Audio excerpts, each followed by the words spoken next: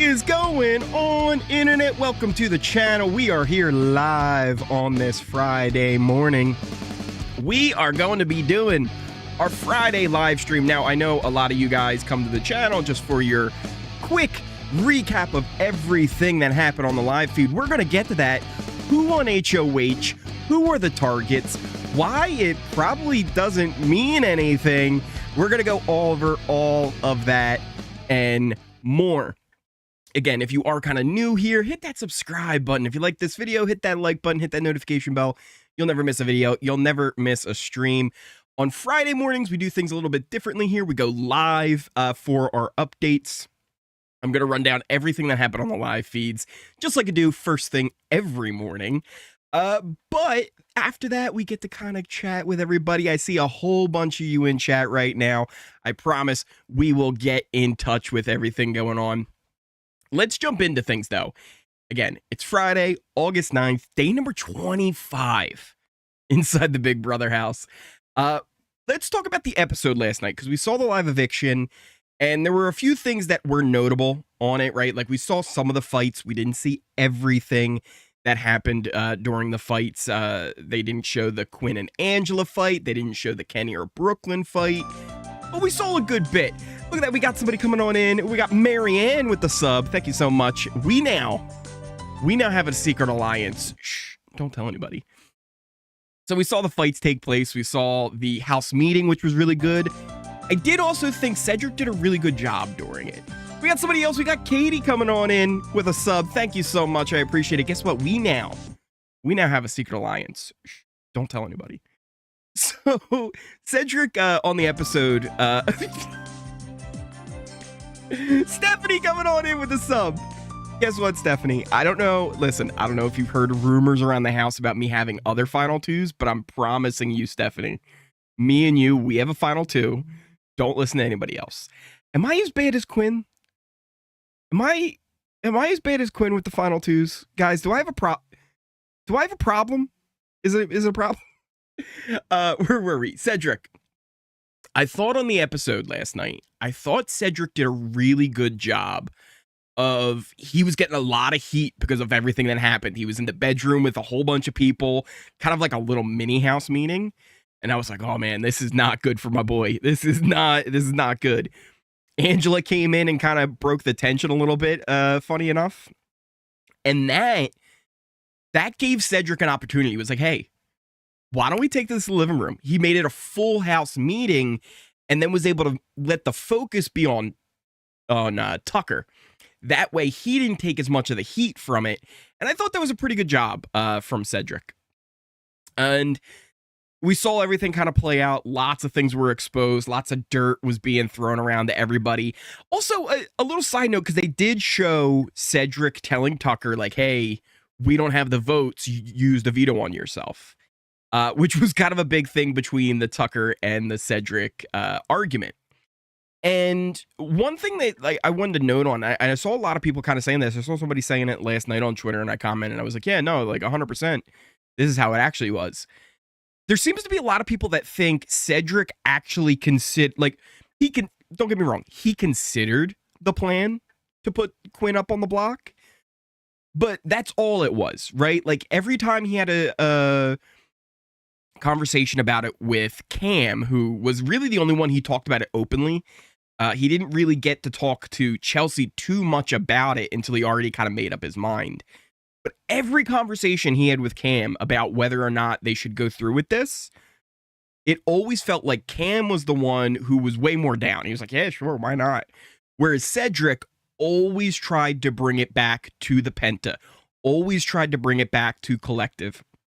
Always kind of kept saying, well, I could just do MJ. It feels like MJ everybody wants up on the block. So it felt like Cedric never really was in, never really thought like, hey, this was a thing. And I feel like a lot of people, I don't know, maybe you guys are watching the wrong recappers. Maybe I didn't do a good job. I feel like everybody here knew this, but people, when I see them like out on the interwebs, when I'm keeping my thumb on the pulse, it felt like they thought Cedric was considering this and backed out of it. But no, I feel like he considered it, but he never actually was in. right? He always was looking for the out. He always was considering the other side more. Just a little note. After that, though, after all the stuff they gave us, because I did really like the little recap, it didn't show everything that happened, but it was good enough for the story and a good episode. That takes us to the announcement of who America's nominee was going to be.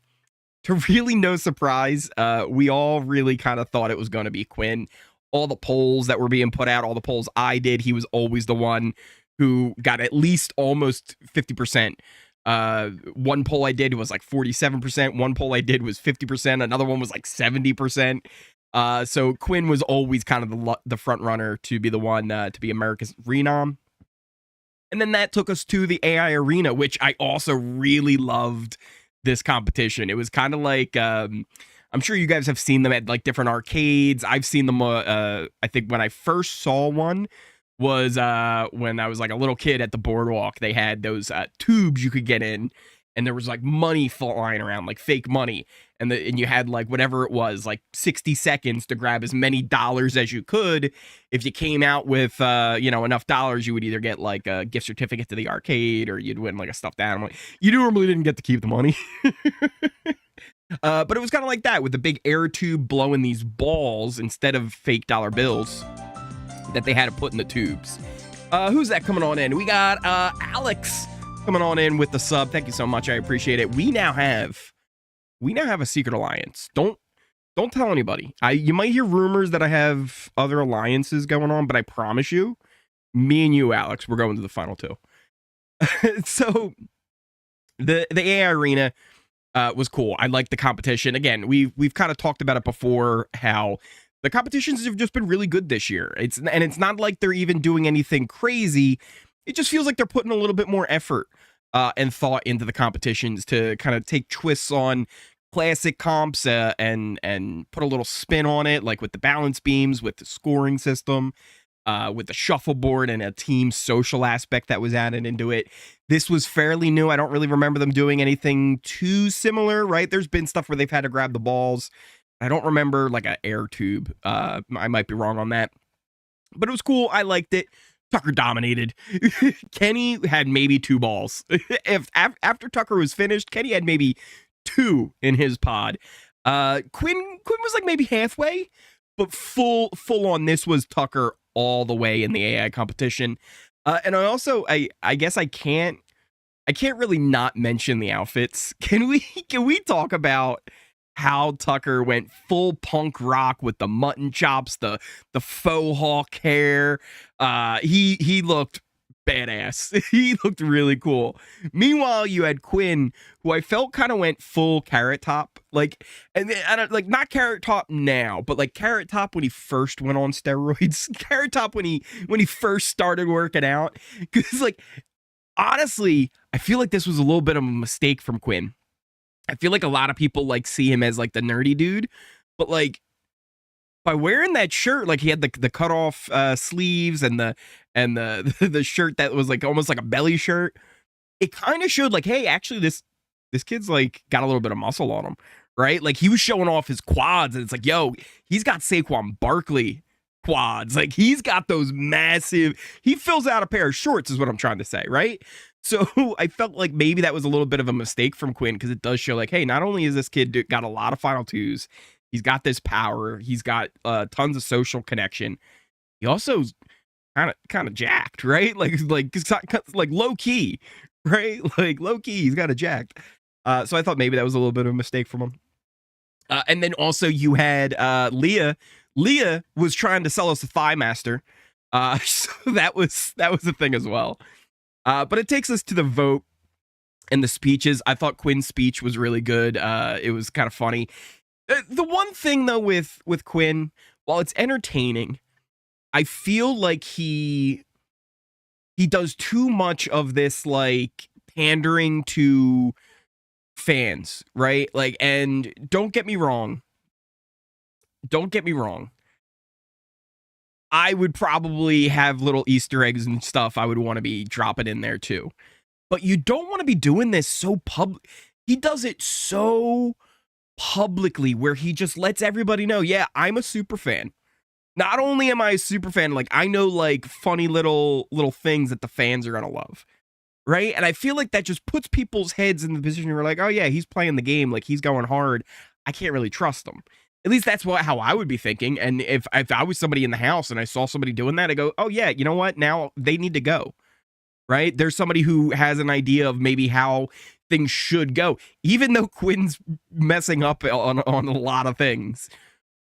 Anyone who would have that maybe like a little bit of an idea of like, oh, this is going to give them an edge, I'm going to be thinking, yeah, there's somebody that's going to be at the top of my target list, right? Like I don't want them around very long because they're going to be a problem, right? If you know the game, there's going to be a chance you're going to mess things up for me, right? So I feel like he does that too much. We then get into the vote, and it was pretty standard, 10-1. Kenny, see you later. After Tucker won, it was pretty much guaranteed that Kenny was going to be leaving. It would have been interesting to see a Tucker versus Quinn vote. I wouldn't have wanted either of them to leave. I'm very happy with the result that we got for our entertainment value.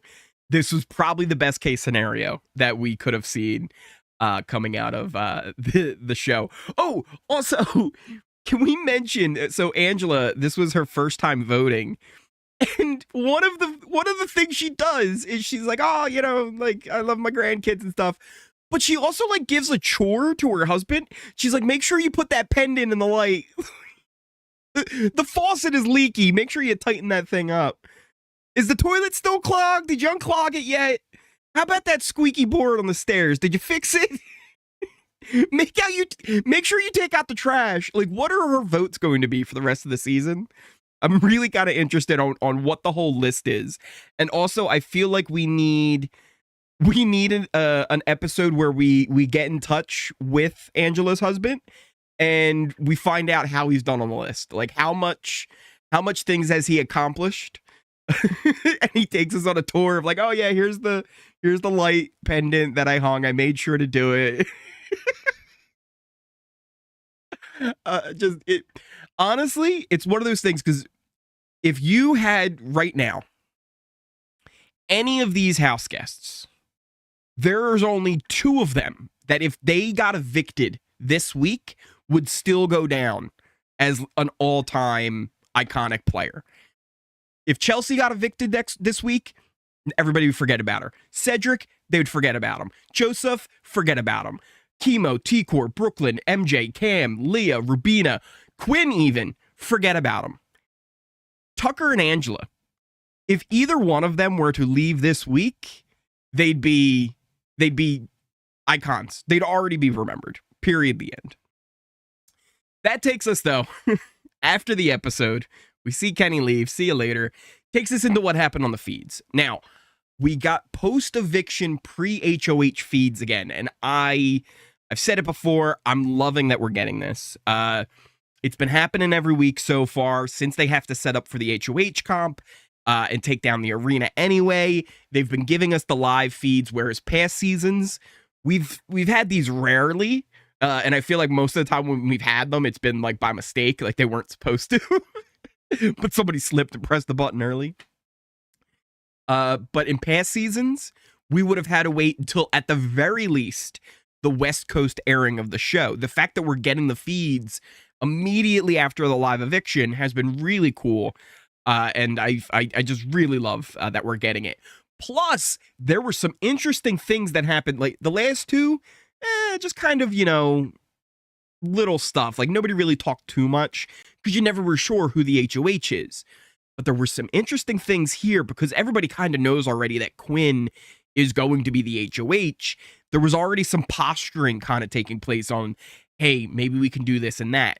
Some of the things we would have missed was a brand new alliance. So Decor and Chemo, they wanted to make sure they locked something in with Tucker and Rubina before any power were to take place. Even though Quinn has the whole thing, they wanted to kind of lock that in because even though they're going up on the block, if any of them were to come off the block with Vito and AI Arena, there's still a really good chance that Tucker would stay. He's been so good in these competitions. They want to lock something in with him. And they do. They create the 5 points. And you might say, Uri, that's 4 people. Who's the 5th person? If it's going to be called 5 points, you can't have 4. It's got to be 5, right? It's Brooklyn. And I don't know. Listen, I know Rubina and Brooklyn have started to get close. But if you're T-Core and Chemo, how do you not, like, how do you agree to this, right? Like, you know that Brooklyn, not only is she in the collective with you, you know she's in Penta, right? Like, you know she's got not only your thing going with you, she's got another side thing going with another 5 people. So how do you include Brooklyn in this? You gotta at the very least say, like, hey, like if we bring Brooklyn in, cool, but like it's gotta be us 4, right? Like you can't, I don't know. It's a thing. I just feel like Chemo and T-Core, they get a lot of information, but that I don't know if they do the best things with it. And we'll get to our allegiance chart. I have a new one for this week that I put together. And they're in a good spot, but I just don't know how long that's going to last. And I also don't know how much of it is them putting themselves in a good spot and them falling in to a good spot, which, don't get me wrong, it's Big Brother. Sometimes you need luck to get by, but that was kind of interesting. The thing is, too, they did have a convo with Brooklyn, and they were like, hey, you know, we need to also stay close to the other side, right, with collective. And Brooklyn obviously agrees. So much, though, she ended up telling Chelsea all about the 5 points. So the 5 points didn't even last. It didn't even last, I don't know, 5 minutes, right? Like, by the time it was made, they put their hands in, 5 points, She's already in the other room telling Chelsea. So Brooklyn's already leaked 5 points at this point. At this point, 5 points is already leaked. Tucker did also take notice of Cam, Cedric, and Chelsea. Like, he saw when he was coming back in from the AI arena that, like, something's up there, right? Like, that doesn't seem like people who are exactly happy. Obviously, he would expect Cedric not to be too happy, but the Cam one and the Chelsea one, that he's starting to notice they are kind of a trio moving forward. And then Angela and him have a conversation, and he's like, listen, Brooklyn is the lead of those girls, right? And like, you might think you have Rubina, but she's in there with Brooklyn, and Chelsea's over there in there too. Like, the 3 of them are like the lead people of that girls alliance, and they're running everything. Oh boy. Feeds go down. We head on into the HoH competition. We don't get to see it, obviously, but once it comes back, Angela wins HoH. The first person to be the 2-time HoH is Angela. And we talked about this on the watch party during the episode last night. She's had a wild ride so far on Big Brother. She was the first HoH. She has the full-on meltdown. Then she's nominated week 2, but she's blindsided with staying. She thought she was being evicted. She's nominated week 3, but she's blindsided by the veto being used on her by another nominee. Then she wins week 4's HoH, and now she's going to lose the power to the guy who told her about the power. It has gotta be the craziest first 4 weeks of a Big Brother player's career. It is such a wild journey. The highs, the lows are extreme for Angela. And this is what I was talking about, where Tucker, he looked awesome in the episode last night. He's won 2 AI arenas back to back. He's showing that, like, hey, I got this. He won the power of veto last week and didn't even use it on himself. When he came back in from that arena, he was doing like the air guitar coming on in. Tucker and Angela, they've already solidified themselves. If they get voted out this week, right? If Tucker leaves this week, we will remember Tucker for a long time, right? He's made his mark on the season.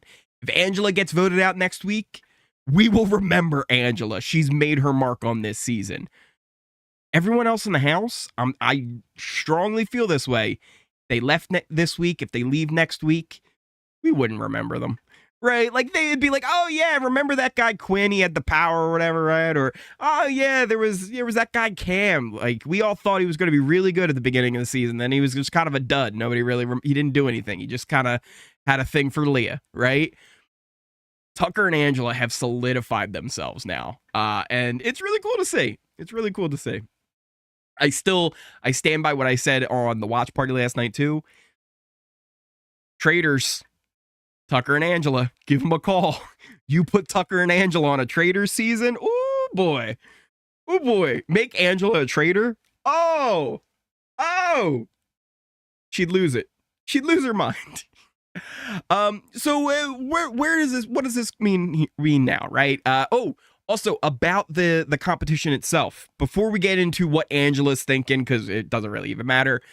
The competition was a knockout style comp, right? Where you have to call out 2 people, they go up, they compete, whoever gets it right stays, calls out the next 2 people. So it really starts to show your cards. And this is perfect for right now with how the house's whole dynamic is. Getting them to call their cards out right now and show them is fantastic.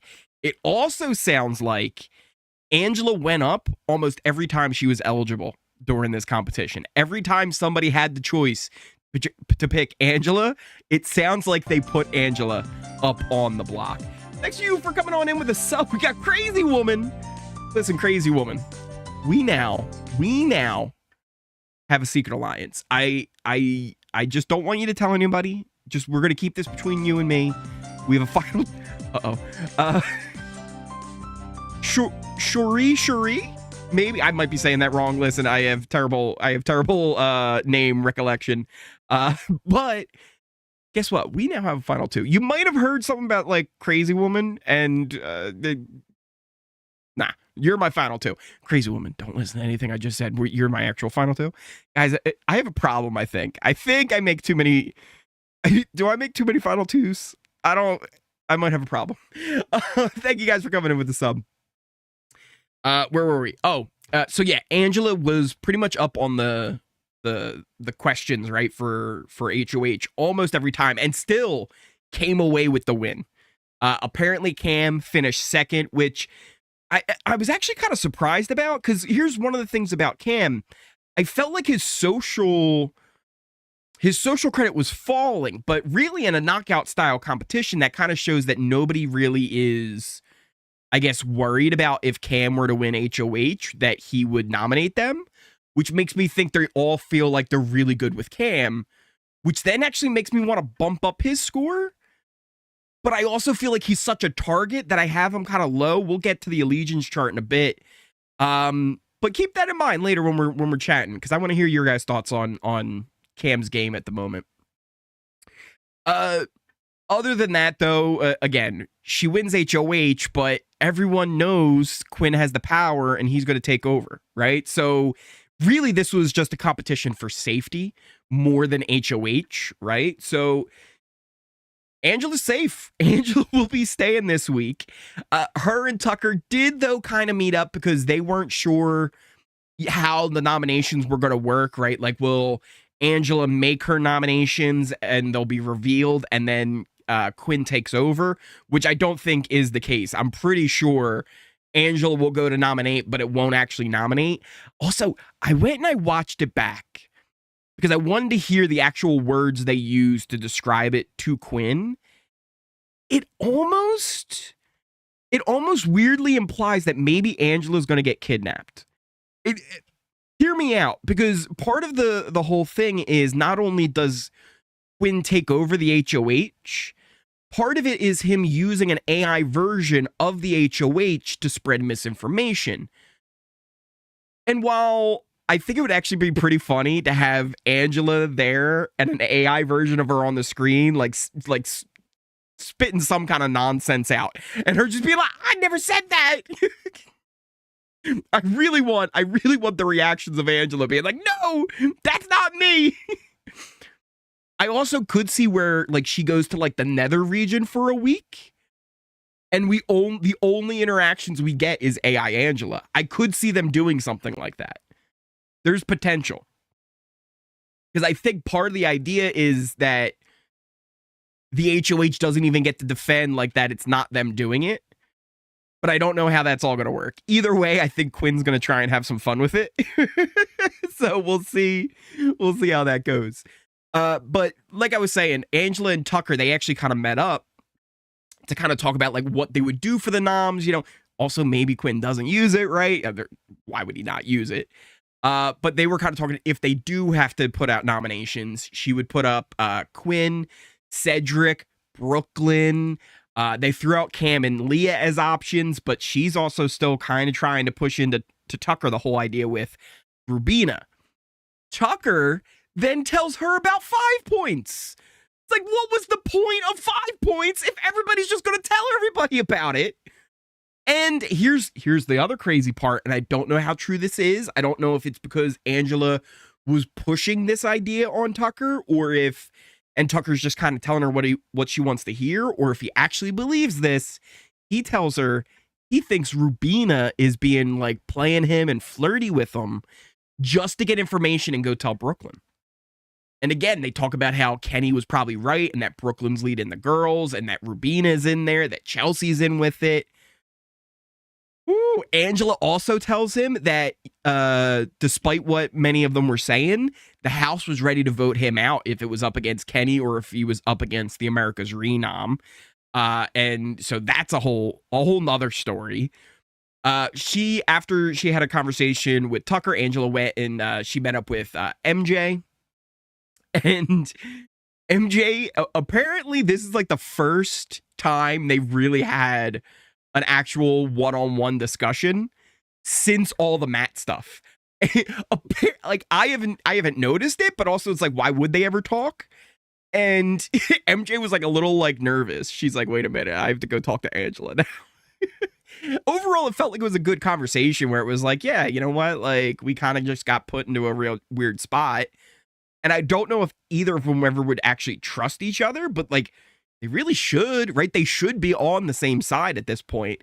I just don't know if they actually see it and they recognize that as being real or if they're just kind of saying it to each other because that's what you do, right? We did also see Tucker talking to MJ and Chelsea, kind of listing all of Quinn's final twos and things like that. And just again, trying to spread the news that Quinn is really in a good spot in the game. Though, don't think he really is anymore, and we'll get to that with our allegiance chart. Other interesting conversations, Angela and Brooklyn ended up chatting. Brooklyn took it very personally that Angela went and put her up in the knockout competition. And I guess like because they had the whole thing where like week 1 they were talking about, you know, both being moms or whatever. Did you guys know that Brooklyn's a mom and a wife? Did you guys know that? I feel like Brooklyn has gotten to almost Devin has a daughter situation, right? Like if you guys remember back on BB26, there was this guy Devin, and I don't know if you guys knew this or not. He had a daughter, and he never mentioned it. He very rarely did he bring up that he had a daughter. But I just so you guys know, Devin had a daughter, and Brooklyn is a married mother. I don't know if you guys were aware she was a married mother, but Brooklyn is a married mother. So I think she took it personally that Angela was going after her in the competition. And that was like a whole thing. So they kind of squashed it and they were both like, oh, we're, you know, sad. Angela even tried to fake cry, but like the tears weren't coming. It was like if I didn't know any better, she was like pinching her thigh or something like that. She had like a pin she was sticking herself with to try and get her to cry, but she wasn't able. She wasn't able to do it.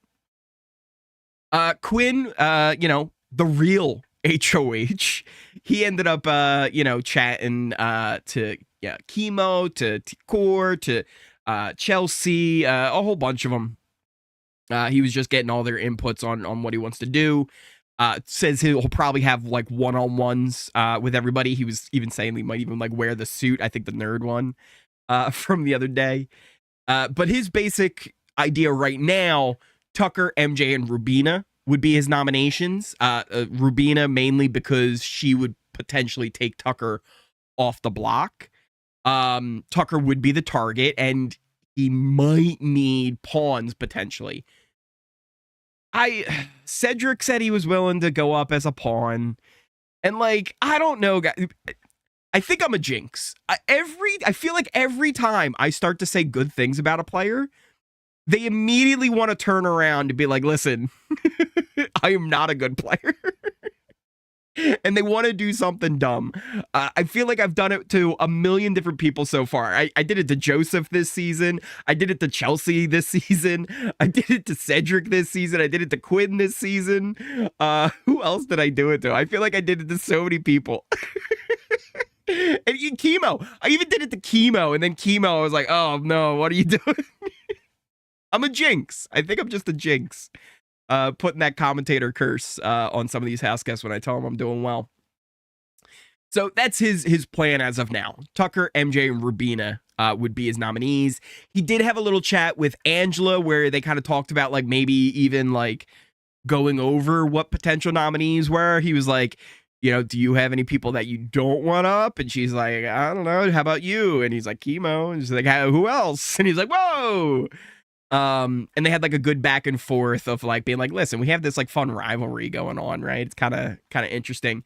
And I think she thinks he's gonna work with her on the nominations and he'll take her consideration of what she wants to do with noms.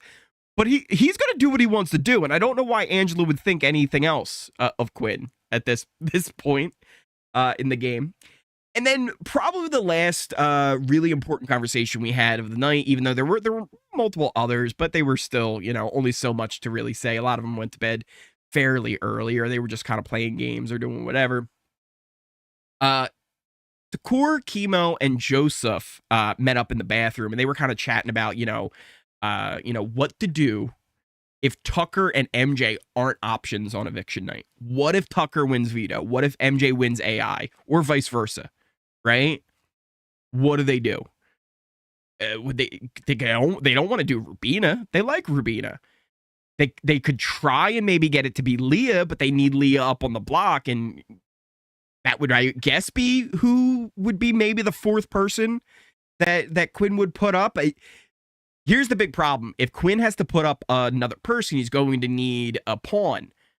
Cedric's volunteered, and it felt like Chemo and Takor were trying to get Joseph on board to be like, hey, Joseph, you know, there might be some targets up on the block other than someone like Rubina or Leah. And maybe people will take the shot at that. And Joseph's like, oh, no. It's way too early for shots at people like that. No. And I wonder now, will Joseph then go tell people like, hey, Core and Chemo are talking about like going against the collective pretty much, and that people would do that. Can you believe that? And I could see him, he's definitely going to have a conversation with Cedric and Chelsea. Chelsea, maybe not. He doesn't trust Chelsea as much anymore, but he'll definitely have a conversation with Chelsea. I think he'll have a conversation with Quinn about it. So it's going to be interesting to see how that all plays out. And that felt like another kind of big mistake from Chemo and Takor, where it's like, come on, you know Joseph's like the number one collective guy, right? Like, there is no one else who believes in the collective as hard as Joseph does. So why would you go floating the idea that, hey, maybe we could go for a target this week if MJ and Tucker aren't on the block? It feels like a misstep to me. And it feels like something that could end up getting Chemo and Takor into trouble. Right now, we'll see. But they're definitely, they were planting the seeds with Joseph to see if they could get him on board. At the very least, I think they want to make sure that if Rubina's on the block against somebody, that Rubina stays, because she's a good ally for them, which is a good thing.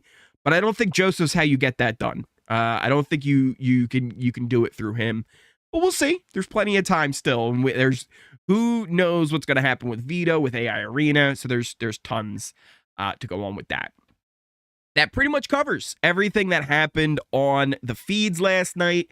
Hopefully you guys got all the good information. We are still here live. I'm going to jump in with the chat with all of you guys. I know some people like to dip out after this, but thank you guys so much for watching. If you are new here, though, hit that subscribe button. You like this video, hit that like button, hit that notification bell. You'll never miss a video. You'll never miss a stream. Let's jump into the chat, though. What are you guys? Oh, our allegiance chart. We didn't do our allegiance chart. hold on. Let me show you guys what I'm thinking for the allegiance chart before I jump into the chat. This is our new allegiance chart for the week, for the day even. I've started a couple of weeks back, like week 2. I started listing the actual day. It's getting that crazy on how much this changes from day to day. But a lot of changes from last week. The sides, as I see it currently, right? Tucker Quinn, kind of your North Stars on either side. I guess East-West side. Your East-West stars. Those are the sides as I kind of see it at the moment. On Tucker's side, you got Angela, you got Rubina. MJ's over on that side, but she's kind of playing the middle. Leah's trying to play the middle, right? Because she's so connected with people like Cam. But she really should be somebody who's brought in for the other side. You've got Chemo, T-Core, and Brooklyn, like very much in the middle, kind of playing both sides. But I would also say, for the most part, like Brooklyn especially leans more towards Penta and Collective. And then you have over on Quinn's side, Cedric, Chelsea, Cam, Joseph, all pretty secure over there, though Joseph is kind of closer to the middle, right? But he's still very much Team Collective. He's just being included in a lot of other things. So I kind of wanted to have him somewhat middle. Also, I feel like it wouldn't be fair to have him as low as he would need to be fully on the other side. Liz Hug, thank you for coming on in with that sub. Guess what? We now have a secret alliance. Don't tell anybody. Don't tell anybody we got a secret alliance, but we do. We're going to the final 2. Me and you, Liz. We're going. So I didn't feel like it was fair to put Joseph like too far down, because I actually feel like he has a somewhat decent amount of social credit at the moment. Like him and Cam are, I feel like, very much on the same level, where they both could end up on the block about equally. I feel like Joseph would be more of just like a pawn that they're throwing up, whereas Cam I could actually see as like pawn to target, right? Like easily it could flip to Cam's going up as the pawn, but then he's on the block, and it's like, well, why don't we just vote Cam out, right? So this is kind of how I see things at the moment, right? Chelsea just a little bit above Cedric. This is also a thing too, and I know there's a lot of people that always hate when I bring this up. I still stand by. I think Chelsea and Cedric winning the last 2 HoHs was one of the worst things for their game. And I think one of the best examples of that is, if they had not won HoH, I feel like Chelsea and Cedric, they would be in the Chemo T-Core spots, right? They would be the ones smack dab in the middle who didn't have to show any cards at all, would have been perfectly fine with Tucker and MJ and Leah and Rubina and Angela. They'd be good with everyone in the house. But because they won HoH, it puts a spotlight on them. And now even Joseph starts to get a little suspect of Chelsea, right? So it's by winning HoHs, they've actually made their targets bigger and kind of lowers their social capital, right? Like, I feel like it hasn't ruined their game, right? And there's so much game left to play, but it was just an unnecessary risk, and it could have been a lot worse. But I feel like you could have swapped Chemo and T-Core with Chelsea and Cedric had they not won the HoH. And I feel like they're in the best spot, even though it doesn't feel like they're using that as much to their advantage, right? They're doing some mistakes where they're including Brooklyn in on things where they know she's fully invested with the other side as well. They're trying to pull Joseph over, but he doesn't seem like he's really someone that you can pull over. They would like to get Leah up, but really, like, if they wanted to go with that other side, like, Leah's a good number on that side, but I guess you would want to get rid of her before you committed to that side too. Just kind of interesting how it's all playing out. So that's kind of how I see it. But other than that, I want to jump into the chat with you guys. I feel like I've been rambling on now for way too long without talking to you guys. Thank you guys all so much for all the love and support you've been showing me. I really do appreciate it. I love these live feeds, these live streams on Fridays, because, I spend like about this long yapping to the camera every morning. And when we get a chance on Fridays to connect, it's always a lot of fun. Also, my coffee got a little cold. It's still good. It's still good. I got one of those like thermo mugs. So now that it's like all black, it's like, I got a little cold, but it's still good.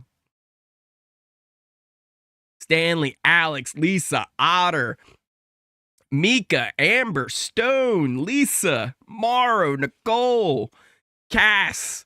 We got Mary, JB. How you guys all doing? Stin, what up, buddy? How you doing? Let's see.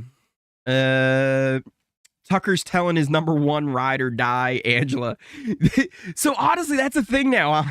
Lisa, at this point, Tucker and Angela are ride or die, right? Like he's telling her all the info. She's telling him lots of info. Neither are 100% correct, but they're definitely ride or dies. I do think Rubina is a lot smarter than people see. She is not dumb. She's trying to stay neutral. 100%. Like I have her on Tucker's side on this because obviously she's very close to Tucker. But you could almost put Rubina kind of underneath where Chemo is too, right? Like she's still trying to play that other side, and I feel like once Tucker's gone, she slides way back over to the middle. But it's also why her social credit's so high. I see Rubina almost like the Cedric on the other side, where Cedric has a target to him, but for the most part, it's only because of like other little connections and maybe like one or two people looking for it. Kind of same thing with Brooklyn, where like Brooklyn's got a target almost actually from like Joseph and some other people. But I feel like for the most part, she's always the pawn in the scenarios, right? Like she does have a risk of going. If she ends up being there with someone like MJ, I think Rubina stays. If she's up there against Leah, I think Rubina stays. So she's got some good social credit. It just so happens she's so close with Tucker, and that's kind of where the split and the divide is at the moment. But yeah, I like Rubina's game, which now that I say that, watch, full on commentator's curse. Rubina's going to do something now. I've done it to everyone so far. I keep saying good things about their game, and then the next thing they do is they do something that I'm just like, oh, brother, why? Why did they do this? Lisa Angela's only one. Yeah, well, that's the thing too. Angela, the only person Angela has is Tucker. Like that's the only one. Oh, Gallon! Gallon, how you doing, bud? Trying to catch up what happened after Angela won HoH. Ooh, boy. Ooh, boy. Wait a second. So, I get it now. I get why you call it Gal. I got it. And then it's things are now clicking. Things are now clicking in my head. Where were we? And keep winning. I'm a new follower. Came up in my feed about a week ago. Welcome on in. I appreciate it. Already forgot about Lisa. Let's see. Angela's husband. What was that? Angela's husband has poor eyesight. It sounds like something of hers, a necklace that would shine when put under a light for him to see and think of her. Maybe Tinker Mom. My impression of it was that she has a to-do list for him. These are all the chores that he needs to do while she's away. He's supposed to put the pendant in the light. He's supposed to fix the squeaky step. There's that one step that every time you step on it when you're going upstairs, it squeaks. He's supposed to fix that. The faucet drips. He's supposed to fix that too. The toilet's a little bit clogged. That's on the list. And I feel like we need a check-in with Angela's husband on how he's doing on the list so far. Can't win out from week 4. No way. That's true. Winning out from week 4 on would be very difficult, especially with the way we've seen the competitions are this season. It feels and you know what? Honestly, yeah, no, I take that back. I was about to say like they feel, different, but for the most part, I feel like the competitions are very much the same as they kind of used to be. The only one that I think would have been slightly different maybe in past seasons was the most recent veto, where they made sure it wasn't like about speed. I feel like vetoes in the past like that, it was all about how quickly you could get it done, right? Where this one, they decided to take like the speed out of it and make it all about precision, which did, I think, make it a little bit more fair. But overall, I feel like the competitions have just been normal competitions. It just so happens that not everybody's winning them, right? Like a knockout competition like this, normally a week like this, it would have ended up being someone like Takor or Brooklyn who would have won HoH, and then it would have been kind of like a boring week. But it just so happens Angela ended up winning it. Angela and Tucker, the comp beasts of the season. Who would have thought that one coming into this season? Where were we here? Angela and Tucker can make new targets like they've been doing and sneak by, potentially. I was hoping that if Tucker went home and mentioned something about the veto and how Cedric said not to use it, that Julie would roll the clip. I would really like to see his reaction to that, but he still is pretty adamant. Like he's like, yeah, he might have told me like we didn't have the numbers, but he didn't tell me not to use it on myself. But he did say not to use it, right? And I guess it was just a miscommunication there from Tucker. I think he actually believes that Cedric never told him. I think he just didn't hear him, or he kind of blocked it out, or I'm not 100% sure, but it is pretty funny. Let's see, where were we? I've lost my spot. I've lost my spot already. I can always remember Tucker, always 100%. He, like I said earlier, him and Angela have solidified themselves as people who have made their mark on this season, right? If they get evicted in the next 2 weeks, we will still remember them once the season's over. So everybody else, I feel, is still waiting to leave a mark. Those two, they've done it. They've solidified, like, oh yeah, they are them. Honestly, I'll go far as to say this already. Next time they do any kind of an all-star season, you gotta have Tucker. Tucker's gotta be on there, right? You gotta. Pendant is hanging in the light. That is typically on the porch. Remember, a new twist is coming. That's right, Sharon. Next week, so that will change up the game again. So I don't know much about it. All we know is on Tuesday there's going to be an episode where we'll see Taylor, Jag, and Cody talking about the season, and then they're also going to reveal whatever the new AI twist is going to be for the rest of the season, and how that's going to change up the game. What that is, I don't know. I'm not 100% sure.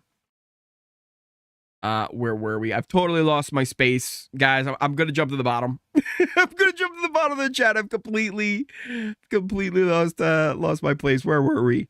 A pendant is also a necklace. Any idea what the new twist will be? I don't. Exactly. The new twist is on Tuesday. So that's the thing. We don't know what it will be, but Tuesday we're gonna see that episode, and hopefully it's interesting. Say, should these AI comps count when comparing players to Janelle and Jag? It's a good question, Stin, right? Because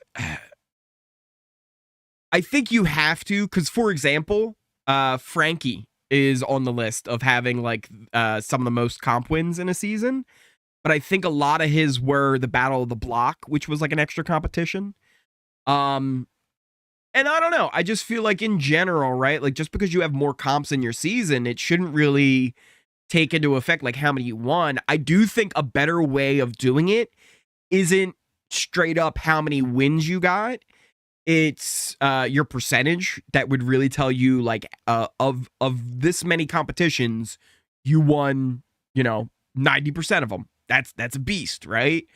Compared to like, all right, well, there was, 14 competitions that season, but he only won 7. It's like, well, he only won half of them. It was a lot, but there were so many competitions that like, was he really that like, so I think you could take that into consideration. The other part of it too, like this is kind of a conversation that happens with sports. You look at the NFL, they added extra weeks to the season. So there are more weeks to the season now than there were back in the 1940s. Plus the games change, right? They pass more. They do a whole lot of different things. So can you really compare like a quarterback's records from back then to now? Maybe not. But if there's guys who stand out from back in those days with high numbers, you can then look at them now and be like, you know what? The numbers aren't as impressive like when you just look at them straight up, but for that time when you compare that, they're still comparing them to today, that stands out, right? So, for example, Janelle, she was so good at competitions that even no matter what, however many competitions are won, you could still always look at Janelle and go, you know what? Janelle was really good, right? She played in a different time, right? Competitions were a little bit different. There were less of them. So she might not have had the chance to have like the overall record, but you can still look and go, you know what? She was really good. Same thing with like, you know, Michael. I think Michael had technically less competitions than Jag had the opportunity to play in. So you can look at, but Michael also had more opportunities than Janelle. So like that's a way you can look at it too. I don't know. It's an interesting conversation that definitely I don't think there's 100% a definitive way to look at it, but it is interesting with how long the show's been on, how those records are kind of changing and how we kind of look at them. Tucker's a bonehead to give up the veto to another blockmate. It's crazy. It is crazy, but it worked out, right? Like it's a cardinal sin to do that, but he got past it. He did his thing. What is this? We got Beaver Cleaver coming on in with a sub. I appreciate it. Oh, also Mike and Cheryl Cook. I didn't see that come in, but thank you so much for the sub. Guess what? Now we have a secret alliance. Do not tell anybody about it. We are going to the final two. You might hear some rumors about other final twos and things like that, but I promise you, it's you and me, we're going to the end. We're going to the end. Speaking of, if you are new here, hit that subscribe button. If you like this video, if you like this stream, hit that like button. Let's get a little like spike going. I really do appreciate each and every one of you who have been supporting me on the channel. We're on our way to 15K, which is a thing. And it's been just incredible, especially over the past 3 seasons, how wild of a ride this has been. And it's each and every one of you who joined me on these episodes. It's also funny, somebody left a comment on one of the videos. They were like, man, like, I feel like you should have like bigger numbers, right? Like you got 15K subscribers, but even like your views aren't even like, it's like every one of the 15K watch every single day. It feels like YouTube's keeping me down, but they're starting to push me out a little bit more. They're starting. Let's see, where were we? I think Tucker, a rock star. Tucker's a rock star for not using the veto on himself and then going on to win AI. I love that guy. And that's the thing, right? He should have, right? The smart thing to do was use the veto. The entertaining thing, using it on Angela and winning the AI arena, which again, here's the thing. I thought about this as well. I feel like Big Brother, what makes it special and what makes it great is it's a perfect blend of that strategy and the mess, right? Like, I'm not going to sit there and watch someone play chess. What do we got here? Wade TV coming in with a super chat. Thank you so much. Or he better not be lying about our final. Wade, never. I would never lie about our final two. Wade, I don't know what you've heard. And here's the thing. If you ever hear anything, just come talk to me. We can talk this out. I promise you. I'm just playing them. They're all being played. They might think it, but Wade, me and you, buddy, we're going to the end. We're going. Thank you so much for the super chat. I appreciate it. What was I saying? Oh, Big Brother. It's kind of like the perfect mix of strategy and mess, right? Like, I'm not going to go watch somebody play chess because it's kind of boring, right? But the strategy involved in chess is incredible, and I'm fascinated by it. There's so much to learn. I'm one of those people where it's like, I know the rules, I know some of the strategies, But if I start to teach you to play chess, I'm actually probably going to lose to you eventually. Like, I'm just like, I know the basics, but I never was able to get like deep enough into it. And maybe that's part of my strategy, actually. Maybe I let you win because I don't want you to know I'm good. Or maybe I'm not. That's for you to decide. But again, it's a perfect example of a strategic game, but very boring, right? On the flip side, I've seen some episodes of Love Island, and don't get me wrong, it's wild. They bring in those bombshells, and you're like, whoa, what's going on here? And then they go to Casa Amor, and you're like, oh my God, they're going crazy. There's so much drama, they're fighting, but it only holds me for so long, right? Where Big Brother, you get both. It's kind of that perfect blend, and you need both for the show to be as good as it is, right? It's like peanut butter and jelly. It's like peanut butter's great, but you add that jelly, right? And same thing, jelly's great, but when you add that peanut butter, it's a whole new ball game. And I feel like Big Brother has always been the perfect vehicle for that great strategic play, but the super mess and the drama. And I feel like we're getting that with this season. I feel like we're actually really getting that. And it's been a lot of fun. I don't even remember how we got on that, but I went on a bit of a tangent.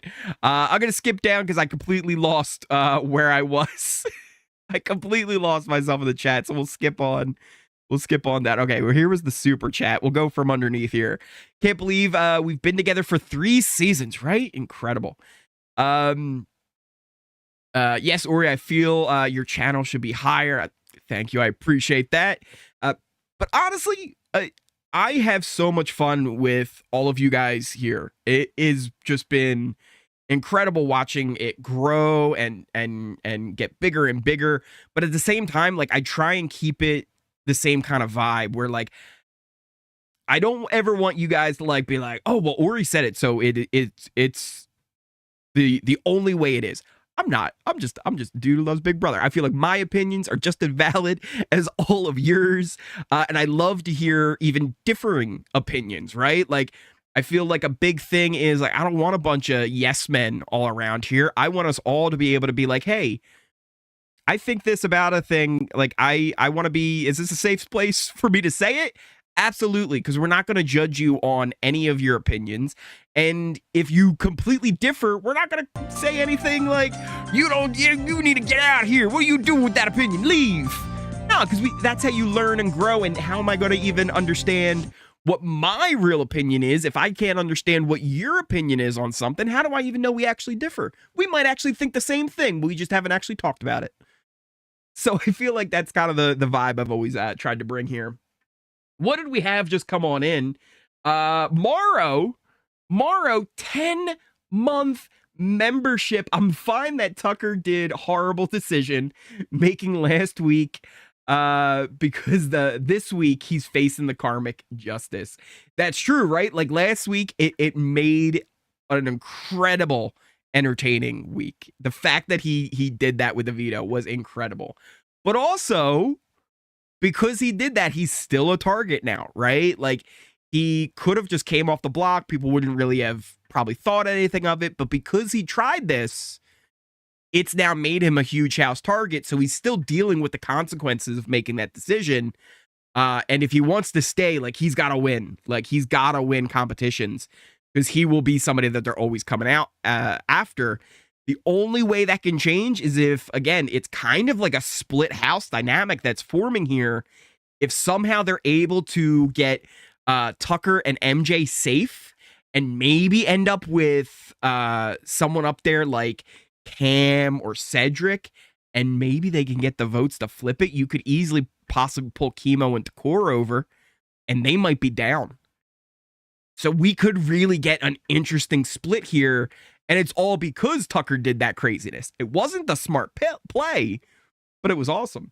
And then we also had Ronald coming on with the super chat. Thank you so much, Ronald. I don't see a message along with it, but I appreciate the support as well. By the way, Morrow joined as a member. I'll be honest, there's not that many great perks of being a member. Some of them are, I will say, I do notice the comments more. because their names are different. They get a little Oreo being dunked into some milk. So I know they're a member, and it kind of stands out. Plus, you get access to like emotes and things like that. You can use these Joseph stash emotes in there as well. I really should think of like better perks for being a member, but it's something you could do if you wanted to support the channel. Other ways too, just if you want to support, hit that like button. It's absolutely free to hit that thumbs up button down there. Go smash that. And then hitting that subscribe button helps. Sharing the video helps. You can check out all my other socials too, like my Twitter. We have a Discord, Discord's been amazing. There's so many of you in there already, and we're always chatting about what's going on the feeds, but we've got other channels in there too where you can share pics of your pets. You can talk about sports, all kinds of different stuff. So the Discord's been a lot of fun too. Plus, also, I've heard recently people having issues with the subs and notifications where they might not be getting notified. Some people I heard were getting unsubbed from the channel, which again, YouTube's trying to YouTube sees me as a threat, and they're trying to keep me down. They keep putting me on the block. I got YouTube to backdoor production of Big Brother last week. I got them to say that a copyright strike wasn't a strike, and they ruled in my favor. But now they see me as a threat. YouTube has decided, well, hold on a minute. This Ori guy, we got to watch out for him. He just convinced us to backdoor somebody. So, yeah. Well, we'll see. We'll see. Where were we? What are we talking about? BBUK was it canceled? The next season starts in October. Yeah, I had heard somebody say, somebody else say that. I had not heard that BBUK was canceled, but somebody had mentioned that BBUK was canceled. I was like, when? Right. As far as I knew, they have a season coming up, and they're going to have the celebrity season they're going to do as well again, because they had just started it back up. We also just had another super chat come on in from Dee Dee Martin. I love the channel, Ori. Time for a Patreon. Maybe. I never had thought of doing one of those. That's the other thing too with, I guess the Patreon could be good for just in general, like supporting to help grow. Because one of the other things I've been thinking about was doing a lot more, especially off-season stuff. I have a lot of great ideas, but there's so much involved in it, and it would take a lot of time and effort to get it all going. But maybe that could be a thing, and potentially that could be part of something where maybe, you know, some of these new projects that aren't like, because for one thing, my main thing, I said thing a lot here. I say thing a lot. It's a thing. The main content that I put out on the channel right now are the live feed updates. And I never, ever want to have like, oh, where members get it. No, members, like I love it and I appreciate it, but I never want to like lock things behind a paywall, right? Like I don't ever like that. Just, it doesn't feel right to me, right? Plus, also, I think it would hurt overall growth, because I feel like the bigger thing is just put stuff out there. People see it, they like it, you grow from that, and that's how you develop. But potentially some of these new side projects, maybe we could do a thing where like early access, right? Or like first drafts of things. Potentially, I don't know. We could see, maybe it's a thing we can develop in the future, but definitely awesome. We also have Mario coming in with another super chat. Ori is always right about... No! Not true. That is not true, Mario. I'm not always right. I'm sometimes wrong, and that's okay. Where were we? Actually, we were talking about BB Can and BBUK. Funny enough, Takor and Chemo and Quinn, they were like, we're going to get BB Can back. They're not going to get BB Can back. I'm sorry, guys. Listen, it's going to take a lot for BB Can to come back. It would take a whole network just deciding like, yeah, we're going to do it. And they possibly would have to pay for the rights for it and buy that from Global. And even though Global canceled it, they probably still have the rights to it, which I don't know if they'd be completely willing to just give that to a competing network and be like, yeah, sure, you have it. They might want to hold on to that and just say, nah, we're just gonna sit on it. So we'll see how that all kind of develops. But yeah, it is sad to see it go. Patriotic says, Jolene, who recently cracked 40K. Good Lord. Good. Congratulations to Heart. 40K, that's a lot. Speaks highly of you, Ori. I'm sure she's sending subs over here. I appreciate that. She's awesome, too. I actually think we just actually followed each other on Twitter. It was a thing. It was a thing. Let's see. Where were we? People hit the like button. Where are we at? I feel like Tucker winning is so much. Yeah, he's putting 100% to all of this comps he's winning, putting a huge target. Huge target. From here, it was canceled, but not currently. Yeah, exactly. UK was canceled for a while. They had gotten rid of it, but they brought it back. It was only like 2 years ago, maybe something like that. Who just came on in? Taryn Armstrong. I don't think that's the real Taryn Armstrong. I don't think that's the real one. But with a 99-cent super chat.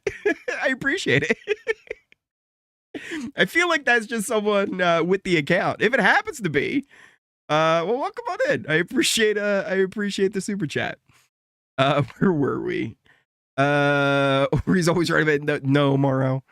Let's jump down in the chat a little bit because I've completely lost my way. I don't want to see Cody and Jag. I think it will be interesting. Stream ended? Nah, we're still here, Lisa. Uh-oh. Did something happen? Are we good? I think we're still good. I think we're still going, rocking, right? I think we're still good. Oh wait, did Morrow gift something? I might have missed that.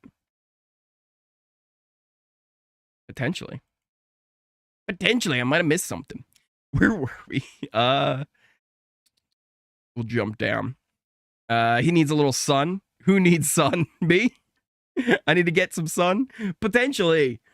I made sure before the season started to touch some grass because oh boy, when I tell you guys I'm running on fumes, I am running on fumes. Big Brother takes over. Just full on takes over. Who's that coming on in? Healy with the $9.99 super chat. Thanks for the hard work and lack of sleep, keeping us up with the feeds. You make the season even more fun to watch. I appreciate that. Thank you so much for the super chat. Very kind. And the thing is, I love doing this, right? Like one of the big things about the channel, like why I started was I feel like there's probably a lot of you out there who are in similar situations where it's like you love BB, like how much can your friends actually listen to you talk about Big Brother, right? Like if you talked about it as much as you wanted to talk about it, you wouldn't have any friends to talk to. So you almost you end up with I don't have enough big BB fans that I'm friends with to talk about it. So it ended up being kind of this way to be able to chat about Big Brother, and it's been amazing. So thank you guys all, because you make Big Brother more fun too. I've had more fun watching these past few seasons here on YouTube with you guys than I have with some of my favorite seasons live, right? I like BB10, one of my all-time favorite seasons. Had so much fun watching all that go down. BB14, right? Watching Dan in isolation, formulating the funeral, right? And his whole plan, and then him coming out and doing it. All of those things, absolutely wild and so much fun in the moment. But I feel like for an entire seasons, I end up having that much fun with you guys chatting about it, and it makes it just that much more amazing. Where were we? Let's see. Angela started crying. Cody Cauliflower. Where were we? I wonder if Leah will be all over Quinn this week to try and save him. Potentially Stone.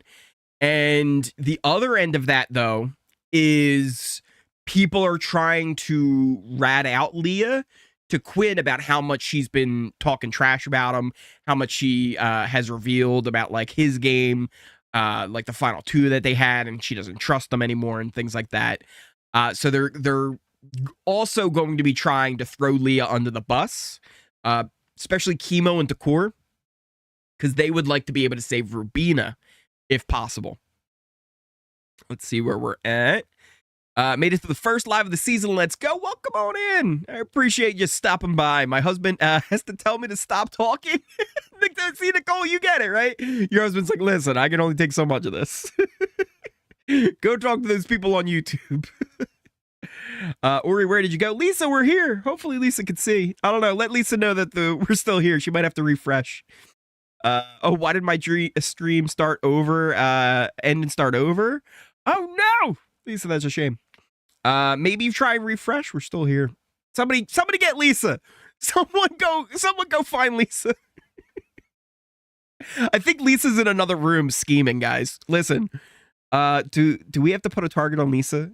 I know we might have had an alliance with Lisa, but I think Lisa might be two-timing us. I think she's making excuses. Lisa, if you're back, I promise I'm not talking. I'm not talking about backdooring you right now. That is not the conversation that we're having on the stream right now. This season has been insane. Literally could not have scripted. Honestly, I'm with you. It's been wild. What a crazy season we've had. We've been very lucky so far.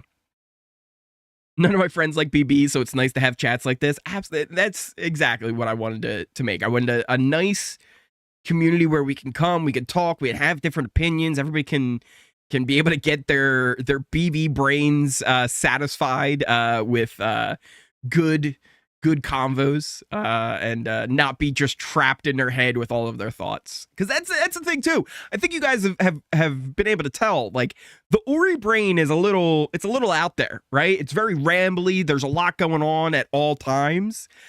So imagine if that was all just bottled up in here. Imagine if I had to go 90 days with that, like, all bottled up and, like, barely getting it out there. Like, I almost need this.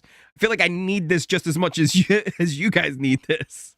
You make each season, BB season better for us too. I appreciate that. Where were we? Or you and Big Brother Boy are my favorite channels. Love it. Love to hear it. I've been watching BB10 fight compilations. Oh, they were the best. And honestly, this season already, we're not even over with this season. It's already gotten to that point where we've had some of the best fights in Big Brother history. We're on a pace to have as many fights that there's ever been in a house. If they keep this up, I don't know how they could keep this up, but if they keep this up, it'd be interesting. BB10 rewatch? Maybe. I've totally lost my spot here. Where are we at? I actually talked Big Brother with my 82-year-old aunt, who is a huge fan. Barbara, that is awesome. No, because Leah is hating on Quinn behind his back, 100% JB. And people are getting ready to rat that out. Team The House is full on rat out Leah. When I lost my job, Ori kept me going at 4 a.m. When I started watching all these recaps, I didn't have the patience for most of them. Ori ended up in my feed somehow. Colleen, I appreciate that I was able to help you through that and keep you informed with everything going on inside the house. Where are we at here? Lisa, sorry, hasn't happened to me yet. Lisa, if you're back, I promise, Lisa, we definitely were not talking about backdooring you. That was not it never came up. I don't know if somebody's told you that, but it's a lie. It's a lie.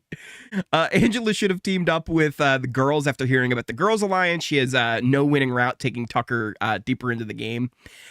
Yeah, on the strategic end, she probably should have, but also I understand her fear of doing that, because if you think there's a girls thing and you weren't included in it, I could understand, like, any alliance, right? If there's any alliance that you find out about that you weren't included in on, why would you then want to try and work with them? You would want to try and build numbers on your own. But again, you're kind of right. Like, there isn't really a path to the end by just hooking on with Tucker. You need numbers, right? And her pushing away Rubina isn't helpful. If she pushes away MJ and Leah, that isn't helpful. Like, that corner there should all be coming together and working together. But I don't think they see that 100%. And a lot of them have too many connections with the other side and are too blinded by different stuff. It's really easy for us to see. But for them, it's always a lot harder because we have that omniscient view. Rainstorm, the storms are a coming. All those hurricanes are finally hitting my area too. So that could be it. Your failing YouTube stream. I bet you're failing YouTube stream. It's not failing. It's not failing. Lisa has sounds familiar, right? We were not planning. There was no talk. We were not talking about backdoor. Lisa. That was final 2, Lisa. We're still good. Where were we? Who's HOH just joined? Angela. Angela won HOH. But obviously Quinn is HOH. He's gonna use his power. And once that happens, he'll be fully in control. Usually by this time there's a narrative of possibly a few people winning the game. This season, no idea who a possible winner is. That's why this season has been so good. And honestly, you're kind of right with that, JB. Normally, there's like a clear front runner, right? And even right now, I don't see that. Like, yeah, you have Chemo, T-Core, and Brooklyn up top there. Even Chelsea's towards the top. But at any point, right? They happen to be on the block at the wrong time, I could see them going, right? At any point, somebody wins the right competition at the wrong time for them, and they're gone, right? If Angela or Tucker end up getting a shot to take at Brooklyn, they're doing it. If they get to jury and Joseph gets a shot, he's taking it at Brooklyn or Chelsea. Right? So while there's plenty of people that it's like, yeah, you could say like this is a clear winner or like this is a clear winner a lot of times in a lot of seasons, you're like, yeah, this person's just running things, right? Or this alliance is steamrolling. Even though we have the collective, it doesn't feel like a steamroll. It feels very much open-ended and it could go a lot of ways, a lot of different ways. I didn't see this come through, but Morrow coming with a super chat saying the Ori brain. It's out there. Thank you so much, Morrow. And then we had Olivia coming on in with a super chat, just showing love from Ohio. OH. I know you finished it. I said OH. I know you finished it on the other end. This week is going to be so good. Oh my God. And an evil laugh. Olivia, thank you so much for the super chat. I appreciate it. Yeah, I think it's going to be another good week. And even though Angela knows that she's losing it, you know her reaction is going to be great when Quinn uses the power. She's going to full on go nuts, right? She knows it's coming, but she's going to lose it. You know she is. And again, I can't wait to see. I really hope. I almost think there's no one better that could have won this week to be the AI like deepfake HOH. Having an AI version of Angela is the best choice. There's no one better. There's no one else I'd rather see an AI version of more than Angela. So I feel like we're gonna have a fun week, and I feel like Quinn's gonna try and have a lot of fun with this too. Indie Girl coming in with a super chat. I don't see a message along with it, but I appreciate it. Thank you so much for coming on in with that. First time being able to watch a live 100%. Quinn better use it. Salem, thank you so much. I appreciate you stopping in for the live. Hope you're having a good time. And yeah, it's without a doubt. Quinn's going to use it. I think Quinn's got this. What do we got here? Blue Ladybug coming on in with the sub. Guess what? You don't know this, but we now have a secret alliance. You came in, you subbed, me and you, we have a final 2. Now, you might hear from others in chat that maybe I made a final 2 with them, but I promise you, Blue Ladybug, we're going to the end of this game. Me and you do not listen to a word anybody else says. Not a word. I promise you. It's just me and you. Nobody's listening at the door right now. This is a private conversation between me and Blue Ladybug. And we are going to the final two. Thank you so much for hitting that sub button. Where were we here?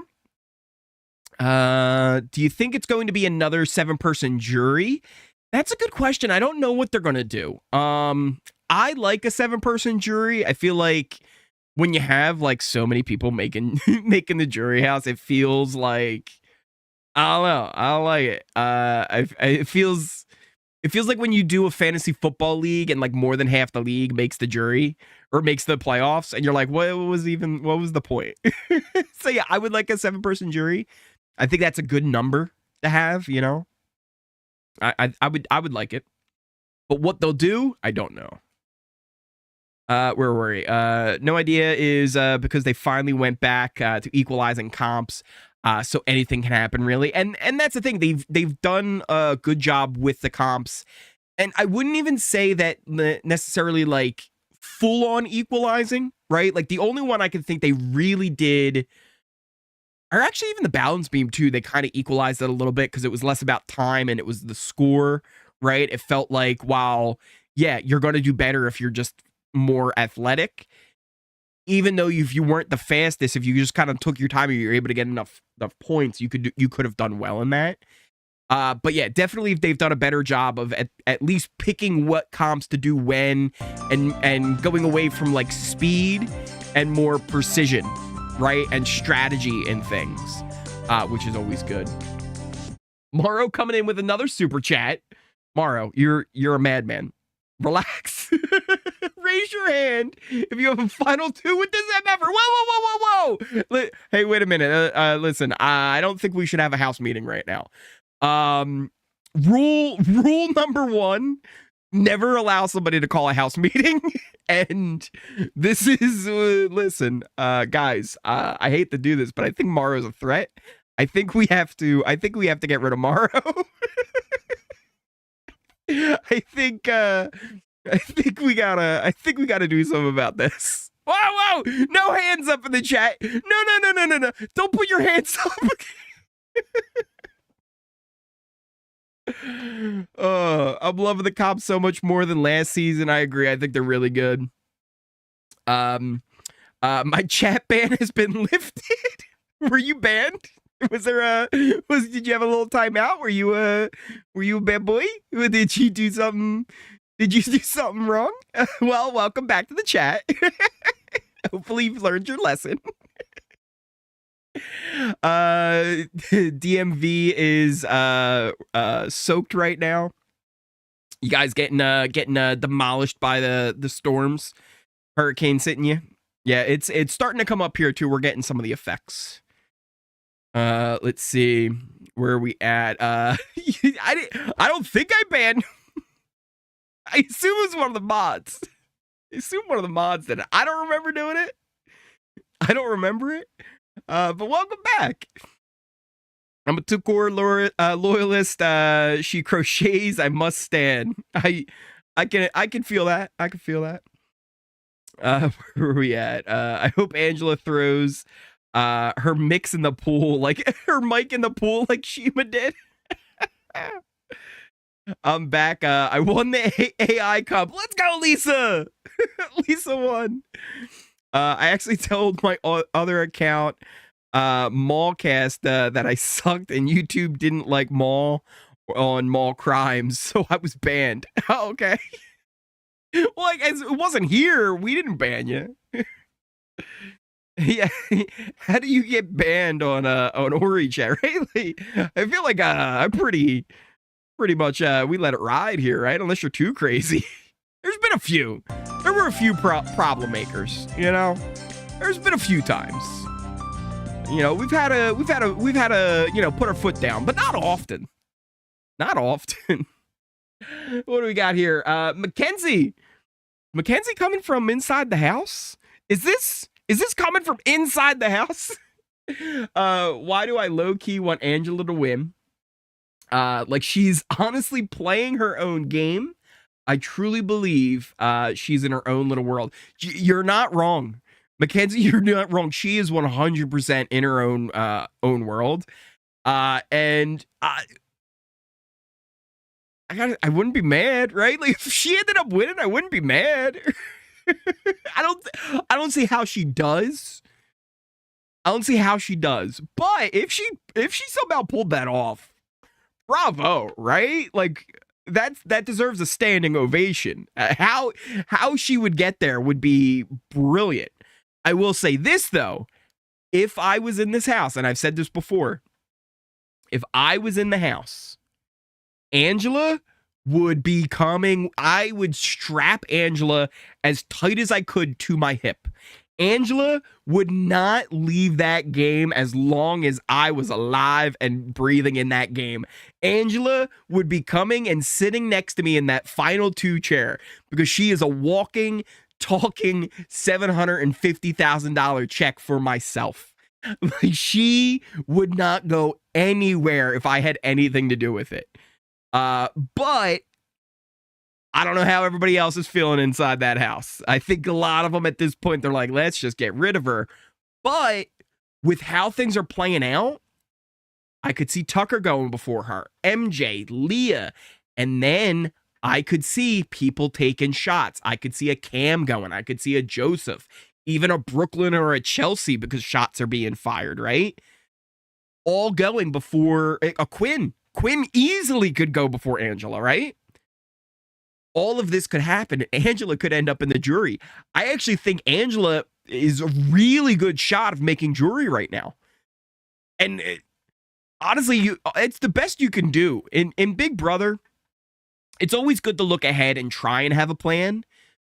But your best strategy is really just go week by week. Every week is a new round.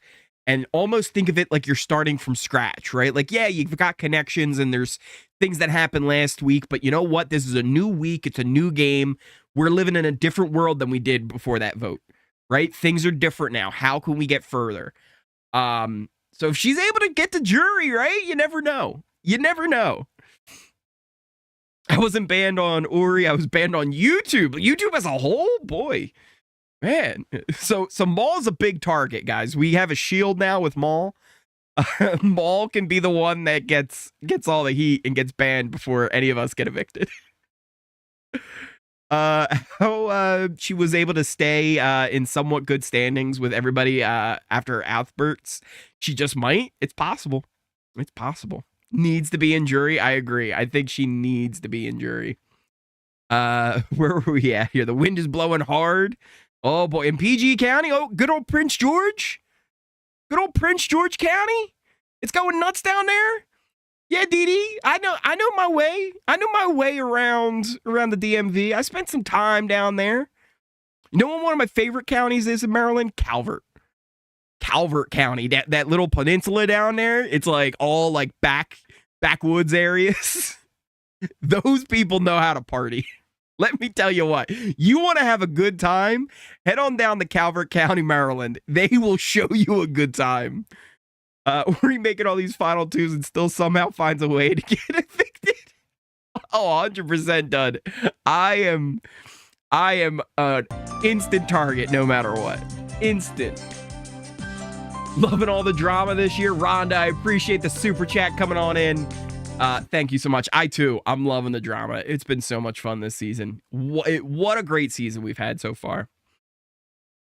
Where were we? Uri gets home that right take might take Angela to the final 2.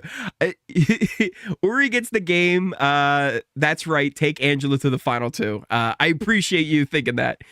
Dina, what up, Dina? Angela is building a BB resume. So Dina, you're actually not wrong there, right? Like it used to be a resume was who'd you take out, right? What moves did you make? Nowadays, you know what's just as good as a resume? I was on the block all the time and survived, right? And I feel like that's always been something that people could have pushed as a narrative with their case on why they should win and trying to get people to respect their game. It's just happened that, like, for the most part, that's just not what people who were voting were looking for at the time. But now it's kind of shifted a little bit where that is just as much a resume that you were on the bottom all the time and you made it to the end. That's just as much as a resume as I won this comp and I took out this person and I did this and I did that. So you're not wrong at all. She could potentially, right? If she gets the end, it'd be a thing. Let's see where we at. Quinn will be no one in 2-3 weeks if he's still around. Tucker way overvalues his BS final twos, and that's the thing, right? And I think Quinn even, right, on the episode at one point, he's like, I'm the most insulated player in the game. Not anymore, right? Like, not anymore. And honestly, I don't even think people like Chemo, T-Core, Brooklyn, Chelsea, I don't think there's anyone who's insulated right now. The way everything's kind of set up, it's like, yo, if you went and took a shot at somebody, like, you'd have maybe one person mad, but other people would be like, you know what? Sure, take it. Right? Go for it. I feel like this season, as much as, like, we do have, like, some alliances kind of happening, right? Like, the collect is a thing. It's almost not a thing. And if someone took shots at somebody in the collective, like, a lot of people might just go, you know what? Like, yeah, right? Like, why not? Why not? Right? So is anybody really insulated this season? I don't think so. What do we got here? Mario coming on in with another super chat. Oh yeah, the draft. We've got the BB draft. Let's take a look at that. Let's pull that up. See here. Switch to that. I think if I do this, look at that. We got our draft here. We can check this out. If you guys don't know, we do a draft every season. You get to choose 3 people to be on your team. Your team ends up scoring points throughout the season. We have this amazing site, bb.house, which Morrow has put together, and it's fantastic to keep track of everything. You can head over to the draft section, and you can be able to find your team, what your score is.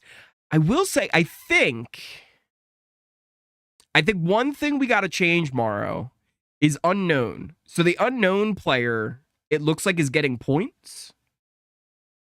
And that that's not really how it was, like, meant to be, right? I think they're getting points for surviving. So I think we got to take them out. But otherwise, you can see here Tucker being the one to win as many competitions as he has. Angela also winning 2 HoHs, up there high with the points as well. But what's crazy is they've also been nominated, and you lose points for being nominated. If they weren't being nominated, they would be so much higher on the rankings. So we've got a nice even spread here. Most people around the 3-point mark. Cedric and Chelsea, they had the downgrade, so they lost points early.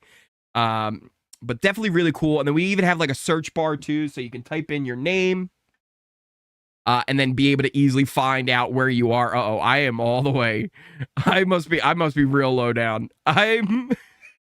I'm so far down, I'm not even listed at the moment. That ain't good. That ain't good.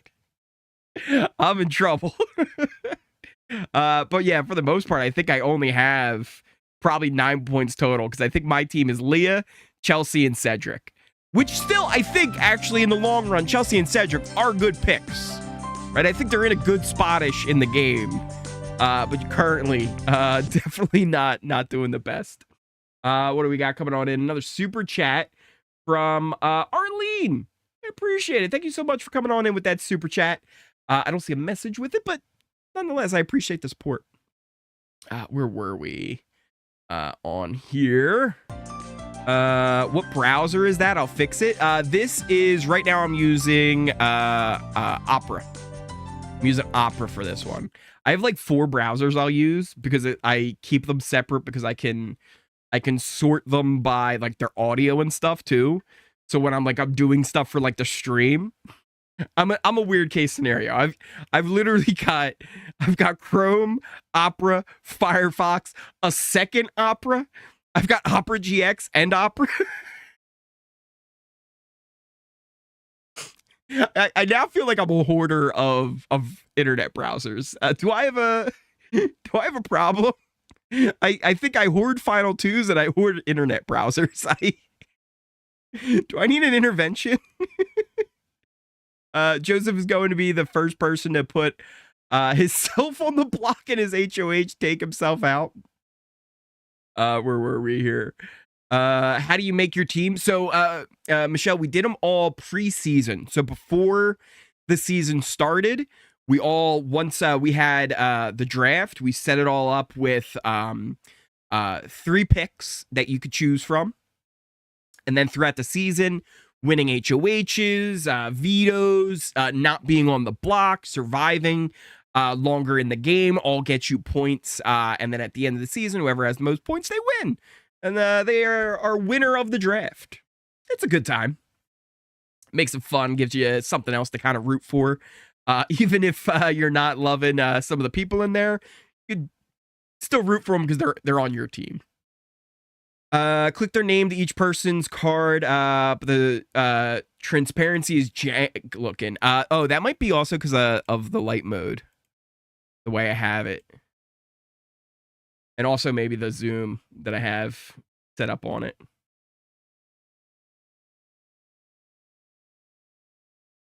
But it works.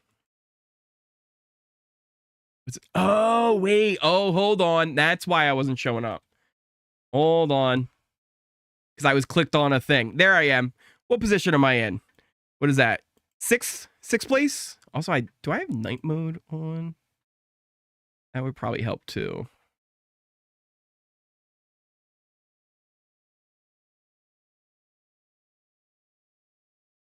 Trying to see which is the better look. Maybe like that? Maybe? There I am. Actually, not too bad. Not too bad. 6th place, right? Doing my thing. I'm doing all right. I'm in a good spot.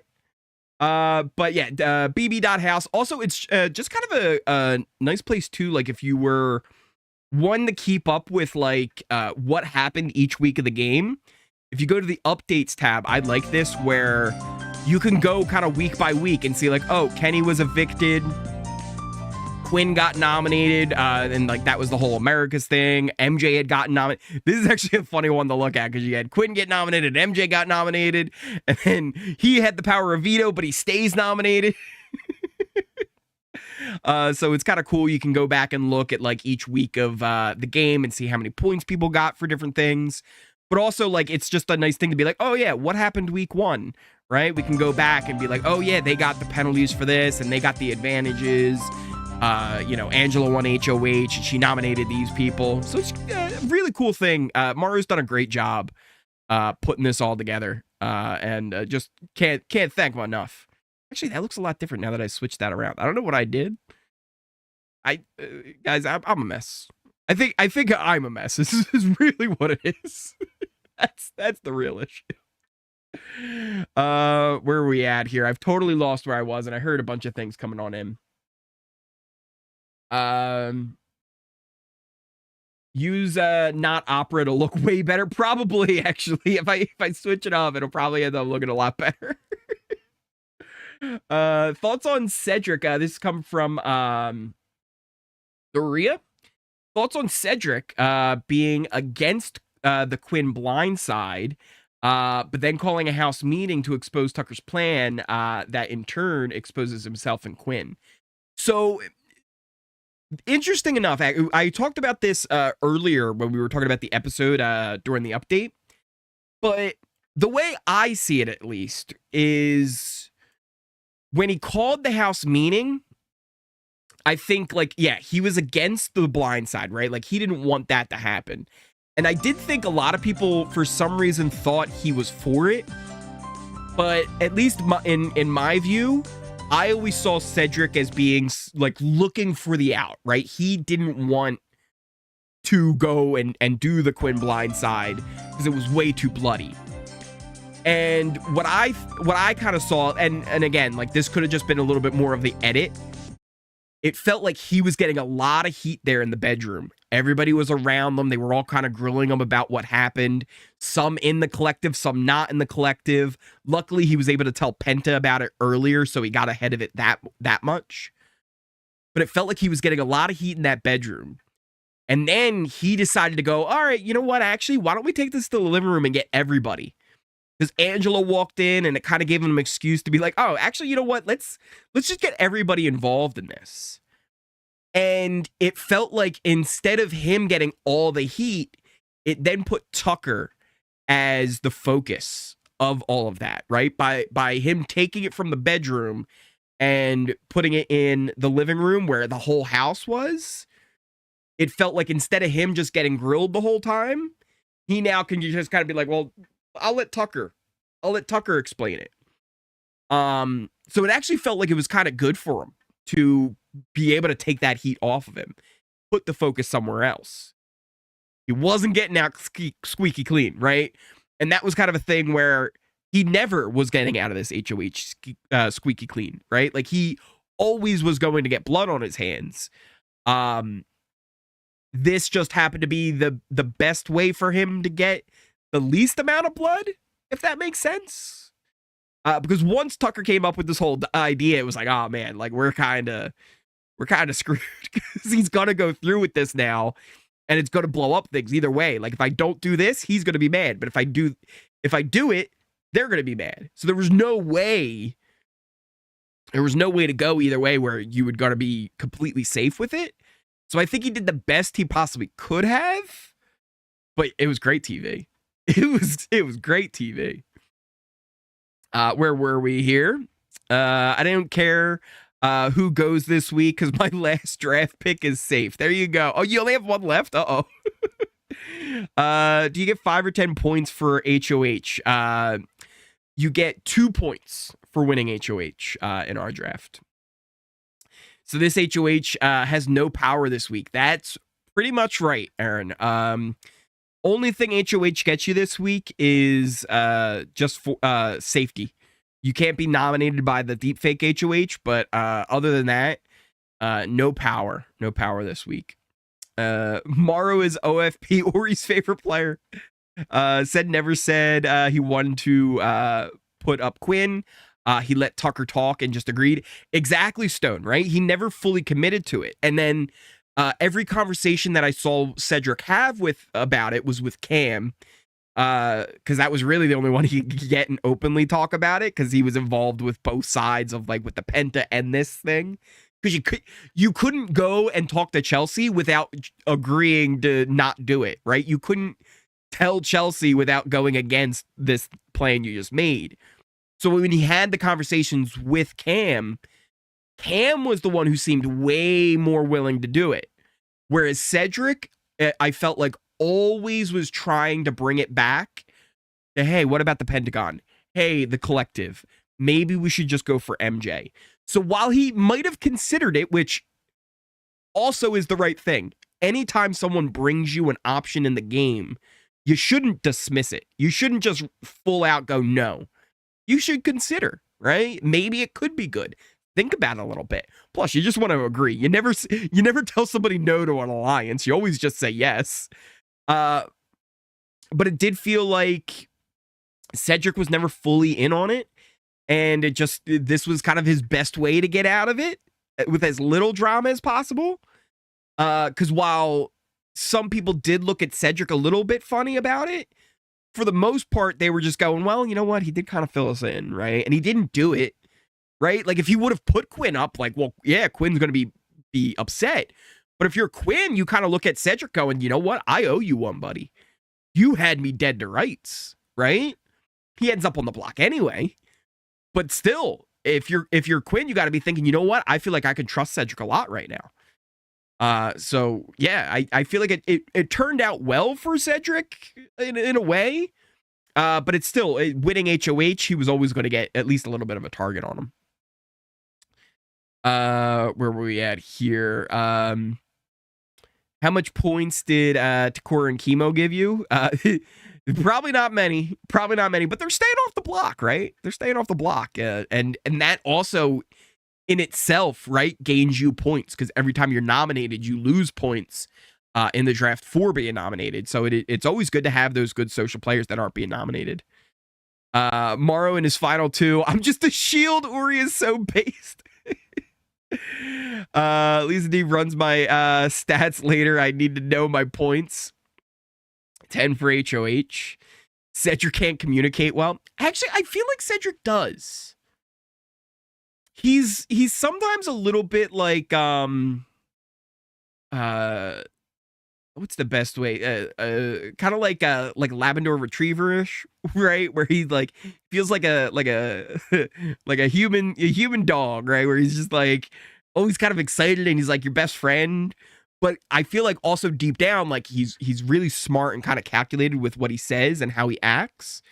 And a lot of that comes to do, I think, from his Marine training, where he's able to stay calm in situations, and he knows better than to let out those emotions and to be rash and not go into things like half-cocked and like fully think things through. It's why he took the time to talk to Cam and be like, listen, what are we doing about this, right? Do we go with this or do we stick with Penta and Collective, right? Because while he never was fully in on it, he still considered it a little bit, right? Like you put your due diligence in. But I feel like he at least was trying to make it clear to Cam that he was trying to go the other way with it. But Cam, it felt like, was the one who was playing a little bit more devil's advocate, where he's like, maybe we do it, right? Like, why not? These episodes gloss over a lot, but they go so good. They're so good. I've been immediately rewatching them.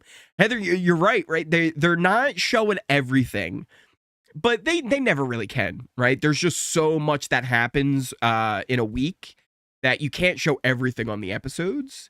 But yeah, they've been so good, and they're showing enough. They're showing enough to keep the story going. And that's always good to see. I've also completely lost my face. I also think we had 2 more people coming on in with a sub that I missed. Roxanne, Mike, guess what? You might not know this, but Roxanne and Mike, we have a secret alliance now.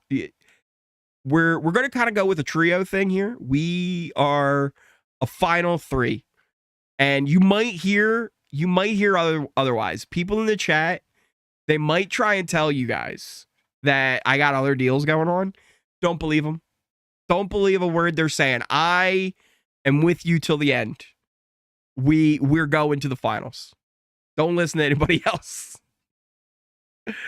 Or do you think Tucker really misunderstood Cedric last week's veto? I'm not sure. I do. The more time that goes on, I actually do think Tucker really just didn't hear him or understand. I really do think Tucker thinks that, right? And whether he heard or it didn't register or just what it was, I really do think at this point he thinks that. It also, on the same end, if he did hear Cedric and he's just saying it to kind of put doubt in people's heads about Cedric, I still think that's just as valid of a strategy. I think both ways are good, right? Like, I feel like if he didn't hear him, it's great for our entertainment. If he did, it's like, actually, it's kind of brilliant, right? But either way, it's interesting. All the drama, no gameplay, just drama. Well, that's the thing. I think there actually is gameplay. I think if we pull up our allegiance chart, I think there is a lot of stuff going on. There's lots of connections being made. Is it the best? Absolutely not. They are making a lot of mistakes in that house. But there's moves being made, right? It's not just the drama. And a lot of times what's happening is the drama is putting roadblocks in the way for the strategic play, right? There's some things that would have happened and probably would have made the season boring if Angela didn't freak out and the collective actually stuck together and there were no cracks from day one. We might be looking at just a steamroll here, right? But because of all that drama, it's completely changed where everybody's standing in the game. Because Tucker went crazy and blew up the house with the way he played Vito, it completely changed and blew up the game. And actually, I kind of find that stuff more interesting on how someone's able to navigate, right? For me, a good player going into a house where everybody's very straightforward with their thinking, and like maybe they're playing the game, but it's they're trying to navigate, but the people are predictable. To me, that's a little bit more boring because it's easier. When you have people that you can't predict their movements, when you can't really know where their heads actually are, that makes it infinitely more difficult to play. And you have to kind of keep on your toes as the good players, right? So I always find watching a good player navigate the madness way more interesting. It's why I think BB10's so good. Dan saw all these crazy people and he was like, you know what? I can't necessarily predict their movements, but I can use their actions to help my game. Because they did this, I can now do this. And that to me is way more interesting than, all right, I just have to do this, this, this, and this because I know this person's going to do this and this person's going to do this. I just have to line up and 3 weeks later, I'm winning, right? To me, navigating the mess is way more interesting and way more fun. Let's see. You all are the only ones I have to discuss BB with. I know. I don't know anyone who watches. Chris, we were talking about that earlier. That's one of the reasons I started the channel was how little people I know that actually watch Big Brother. And it was like I needed BB friends, right? And my friends, you can only listen to BB talk so much if you're not into BB. So this is kind of a great place for all of us. Where were we? I saw something. My point isn't that Cedric doesn't have the right idea with his comms, just that he isn't assertive and doesn't clarify when they clearly miss his point. Yeah, which also I think is a little bit partly maybe strategy, right? Because one of the things is you don't want to be too assertive, right? You don't want to be like Tucker, who a lot of times people feel like when he comes into a conversation, he dominates it and he doesn't value anyone's, or I don't want to say doesn't value, but like it doesn't matter, right? What other people are thinking. It's like, all right, I see the vision and we got to go with it, right? You don't want to be that guy. You want to be the one who gets your thoughts across and like your ideas, but you don't want to push. You don't want to push it. Right? You don't want to be the one to even be the one that gets labeled as the one who started it, right? Your ultimate goal should be to make them think it was their idea, which is something Derek did so good on BB16. He could go into a conversation with somebody and all of a sudden, like, he has this idea of how things should go. He goes into that with that idea. He walks out. The people are thinking they came up with it. And that is brilliant, right? If you're able to do that, bravo. But if you're not, just kind of letting it be like, hey, if they misunderstood, they misunderstood, right? Like, that's on them. And that's kind of what Cedric did with the whole Tucker situation. Also, I think I'm way far behind chat. I'm gonna jump down a little bit to catch up. Let's see, where were we? We can jump down to unfortunately last but not on my phone. Did early videos all last year before work. Oh, you guys talking about me? You guys are talking about me. Bro, use the veto on yourself. I'm telling you, as HoH. Right? It could have been more clear. I do see that. He could have been like, literally, bro, like, use it on yourself. I don't care if you're walking away. But hey, Tucker said he didn't care. He literally walked away from him. And on that point too, like, if you're Cedric, are you really going to chase after him? Like, if he wants to throw his game away like that, let him throw his game away like that, right? Because either way, Cedric was going to have to name a nominee. That's on him. If he didn't want to use it on himself and go with this whole Angela thing, that's on you, bud. Which in a way actually ended up creating some more fun and drama. Join late. Angela kind of gives Utah a bad look, but I love the juicy drama. It is very juicy, very juicy. I have a Big Brother podcast if anyone wants to join. Awesome, love to hear it. There's a lot of great people doing great Big Brother stuff out there. Dina is in chat too. Dina the Explorer, she's got a great channel. Stin has a great channel. There's a great video that Stin did that he goes on about who might be one of the best Big Brother players of all time, in his opinion. I will say I don't 100% agree with every point, but after you watch the video, you're like, you know what? You didn't really say anything that was false. And he makes a very good case on why a certain Big Brother Canada player might have been the best to play. He made a very good case, and I was like, you know what? That's really good. But yeah, there's a lot of great people doing Big Brother stuff. So good to hear you got one too. Where else we at? That's me. I don't know anyone in real life who watches. Enjoy being here with all of you. Thanks for what you do, Ori. I appreciate it. Right where Tucker talk and never listen to it. So that's kind of the thing, right? You always want to do way more listening than you do talking in the game. It'll always benefit you more. I just want to be awake when he streams. That's all I ask. Tried to pick a fight me what I was trying to do was give him a clue that we were trying to help him. I'm over it. He owes me an apology or he can stay in the have not room. Wait, what did I do? Did I do something? Did I do something?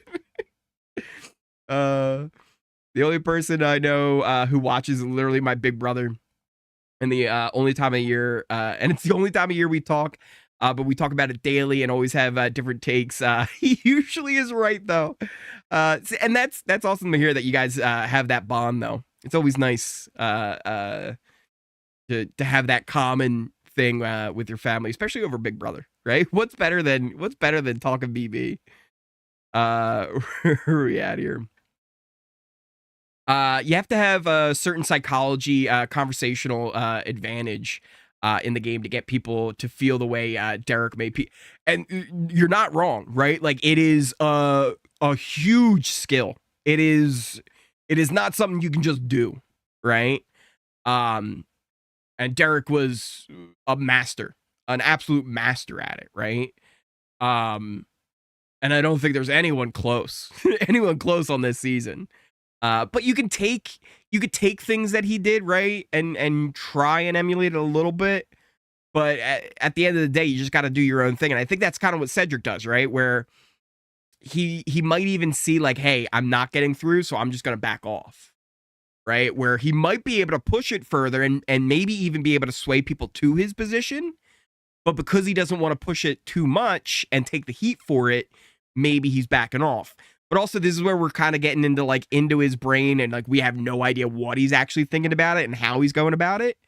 But there's potential that's the way it is.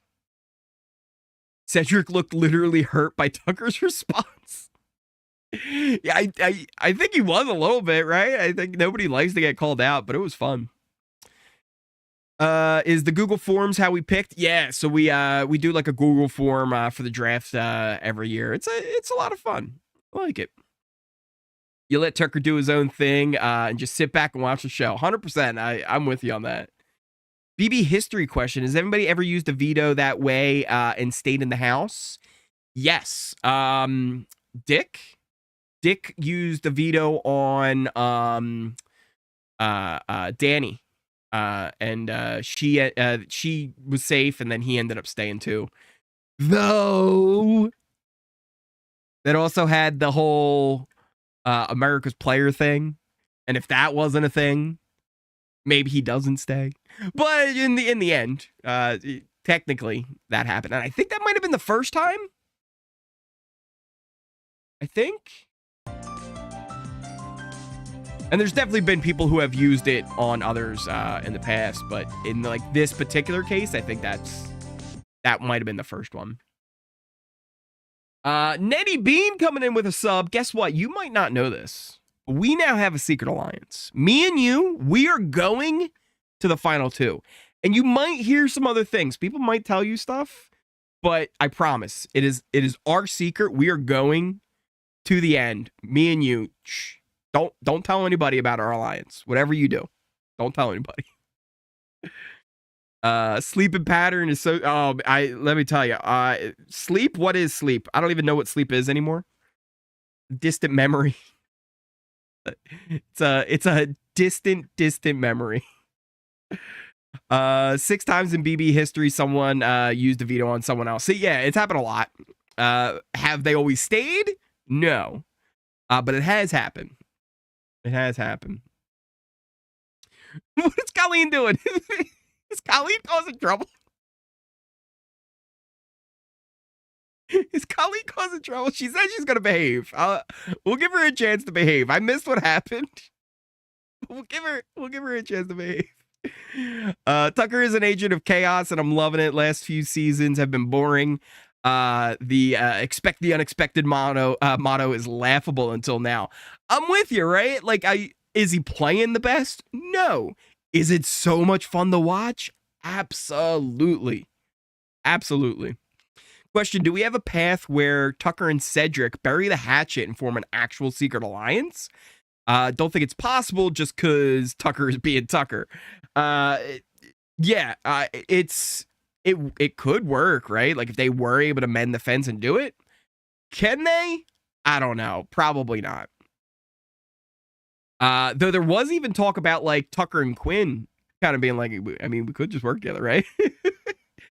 And honestly, it's one of those things where if you can bridge the gap with somebody who you were going so hard against, it really can be a game-changing move. It's hard to pull off because it's like, how can you ever trust somebody if you were going so much against them? But if you were able to do it, like, oh yeah, easy, real easy. You don't really need to want either of you to win HoH because then you would expose.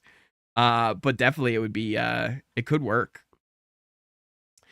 Where are we at? It's time for a patented Ori rant. Maybe soon. I'm on the East Coast. The only reason I'm able to keep up with the feeds is because I work nights. It is rough. It is rough keeping up with them, especially when they're up until like 7 a.m. Like, yo, I got an update to do, and you're still up. Tucker seems willing to drop whatever his beef is and try and veer off his strategy. That's the thing. I think Tucker would very much be willing to do it. Would Cedric be willing? Because that's the other end of it too, is a lot of people at this point don't even know if they want to work with Tucker because it's like, how can you trust working with somebody if you don't even, like, if he's not even going to listen? If you tell him not to use the veto and he uses it anyway, that's a hard person to agree to work with because it's like, oh man, I don't know. So tough for the East Coasters. Oh yeah. Can't wait to see their comics. Angela's is going to be epic. Oh yeah, I'm excited for their comics. I'm excited to see how they go. I think Collectagon is going to implode. Collectagon, that's a great way to say it. I think it's going to implode this week as well. I think especially with all like the little back dealings that Chemo and Takura are trying to pull right now with Brooklyn involved, and then even trying to pull Joseph in on some of that. I think Chemo and Takura are setting themselves up to tank their game because of how poorly they're trying to pull people in. Brooklyn and Joseph are like the last ones you wanted to go to about this because Brooklyn is still so invested in the Pentagon and Joseph is carrying that collective flag. So these are not the ones you want to try and pull, but it seems like that's the direction they're going. And now they're going to have info that can tank their game. It's kind of what Quinn was doing. It's basically they're doing what Quinn did these past few weeks, and now they're in that position. So it easily could blow up in their faces. Where we Set is in a good position with Penta to work with Tucker. Bananas and West from the challenge. That was crazy when they worked it. Stephanie, 100%, right? When you have these people that are like such bitter rivals, and then they start working together, it's like, actually, you know what? This could be a thing. Speaking of Bananas and Wes. Bananas was on the first season. Wes is going to be on the second season of House of Villains. That's starting up soonish, I think. I'm excited for that. Richard Hatch is on it. Jesse from BB10 is going to be on it. Who else? There's a bunch of people. But I like House of Villains because it's very campy, but it's like a tongue-in-cheek campy where like they know it's you know, they know what they're doing, right? And like they'll call people out. Like Omarosa was trying to pull like all these like production tricks on them, and like she was like, the doctor said I can't compete, and then they bring on the doctor, and he's like, I'm not actually a real doctor, and I told her she was fine. Like they completely did not let her like spin her own narrative, which is normally what a show would do. And I like that they were like, no, we're not gonna let you pull this one, Omarosa. She was like trying to get her manager to like get production to like bend to her will, and they were just like, no, we're not gonna do that. I've totally lost my spot. Let's catch up towards the end of the chat. And we've been going here for a while. It's probably time to wrap this on up soon. Where were we?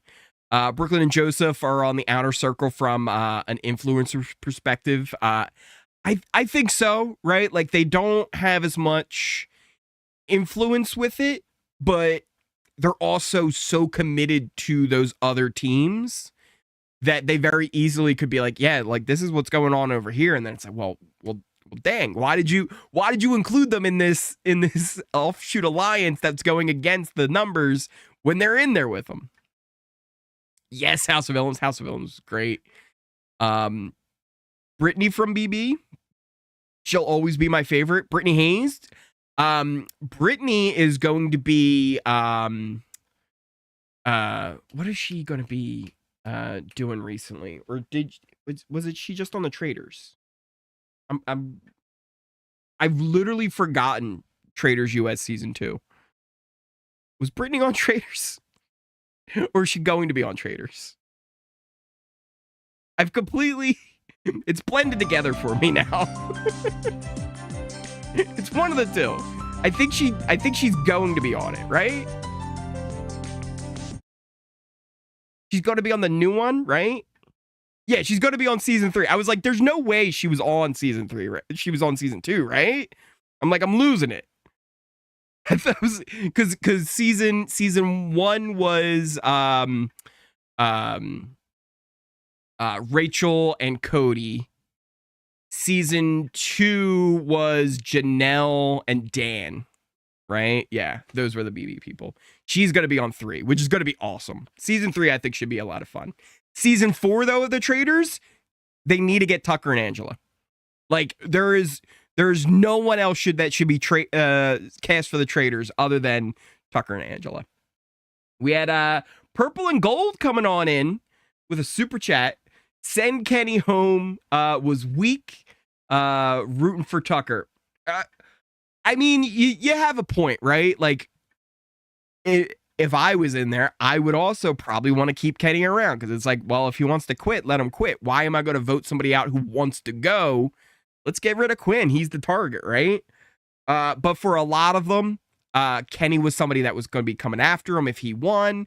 Quinn was going to keep him safe, so I get why they did it. But yeah, I'm definitely rooting for Tucker too. I want Tucker to go 3 for 3 in AI arenas this week.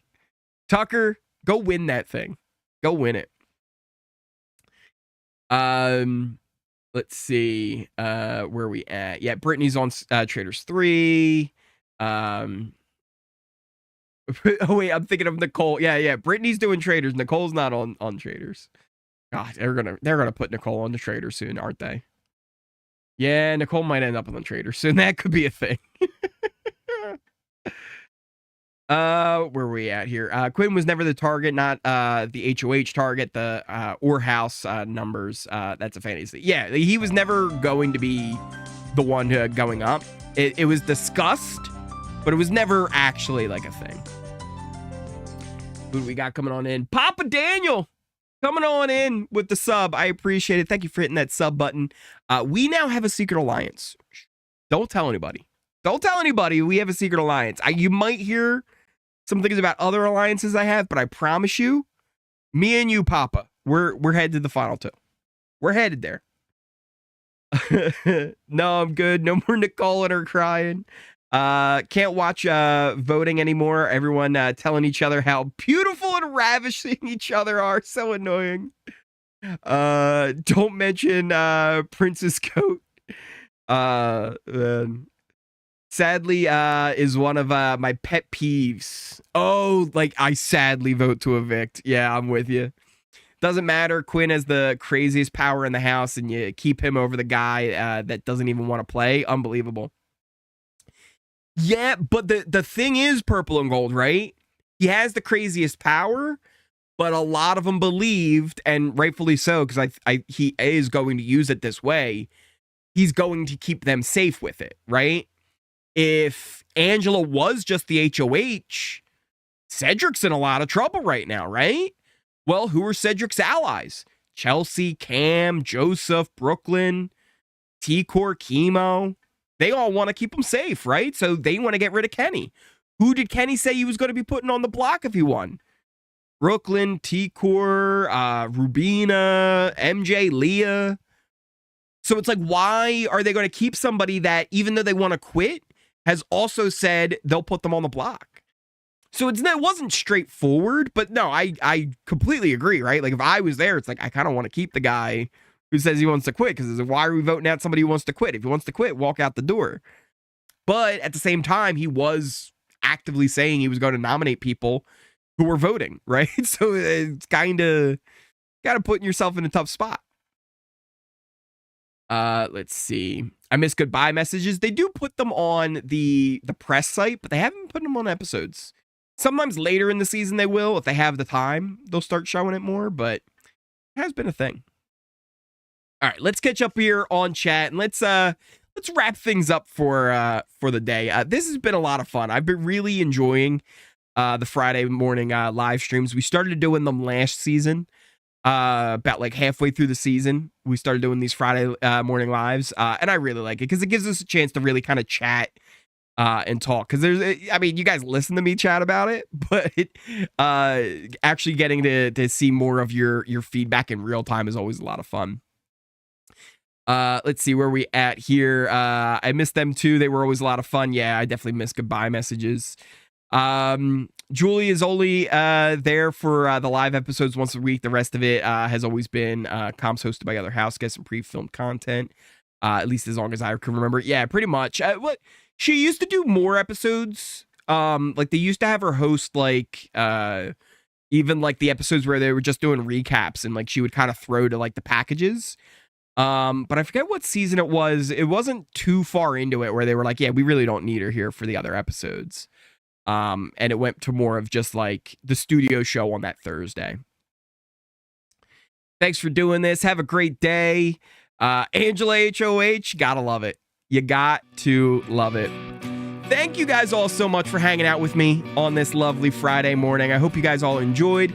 If you are new here, hit that subscribe button. If you like this stream, hit that like button. You made it all the way to the end of the stream. Smash that like button. Hit that notification bell. You'll never miss a video. You'll never miss a stream. Thank you to all the people who super chatted, all the members that we got today, just all of you guys for hanging out.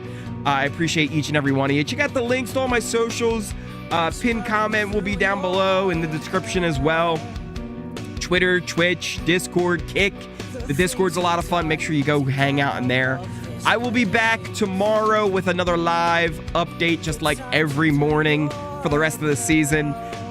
We will see what happens with all of the powers and how that all plays out with nominations. It'll be really exciting. Can't wait to see this all play out. Thank you guys all again so much for watching, and I will see you next time.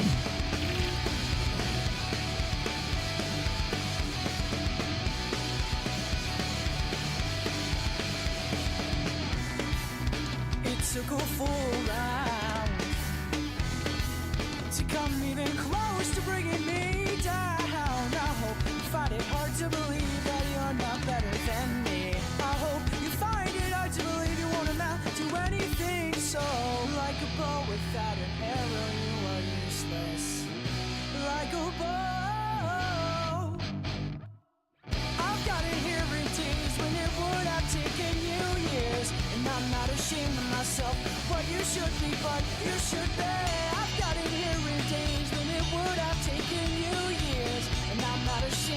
yourself, but you should be.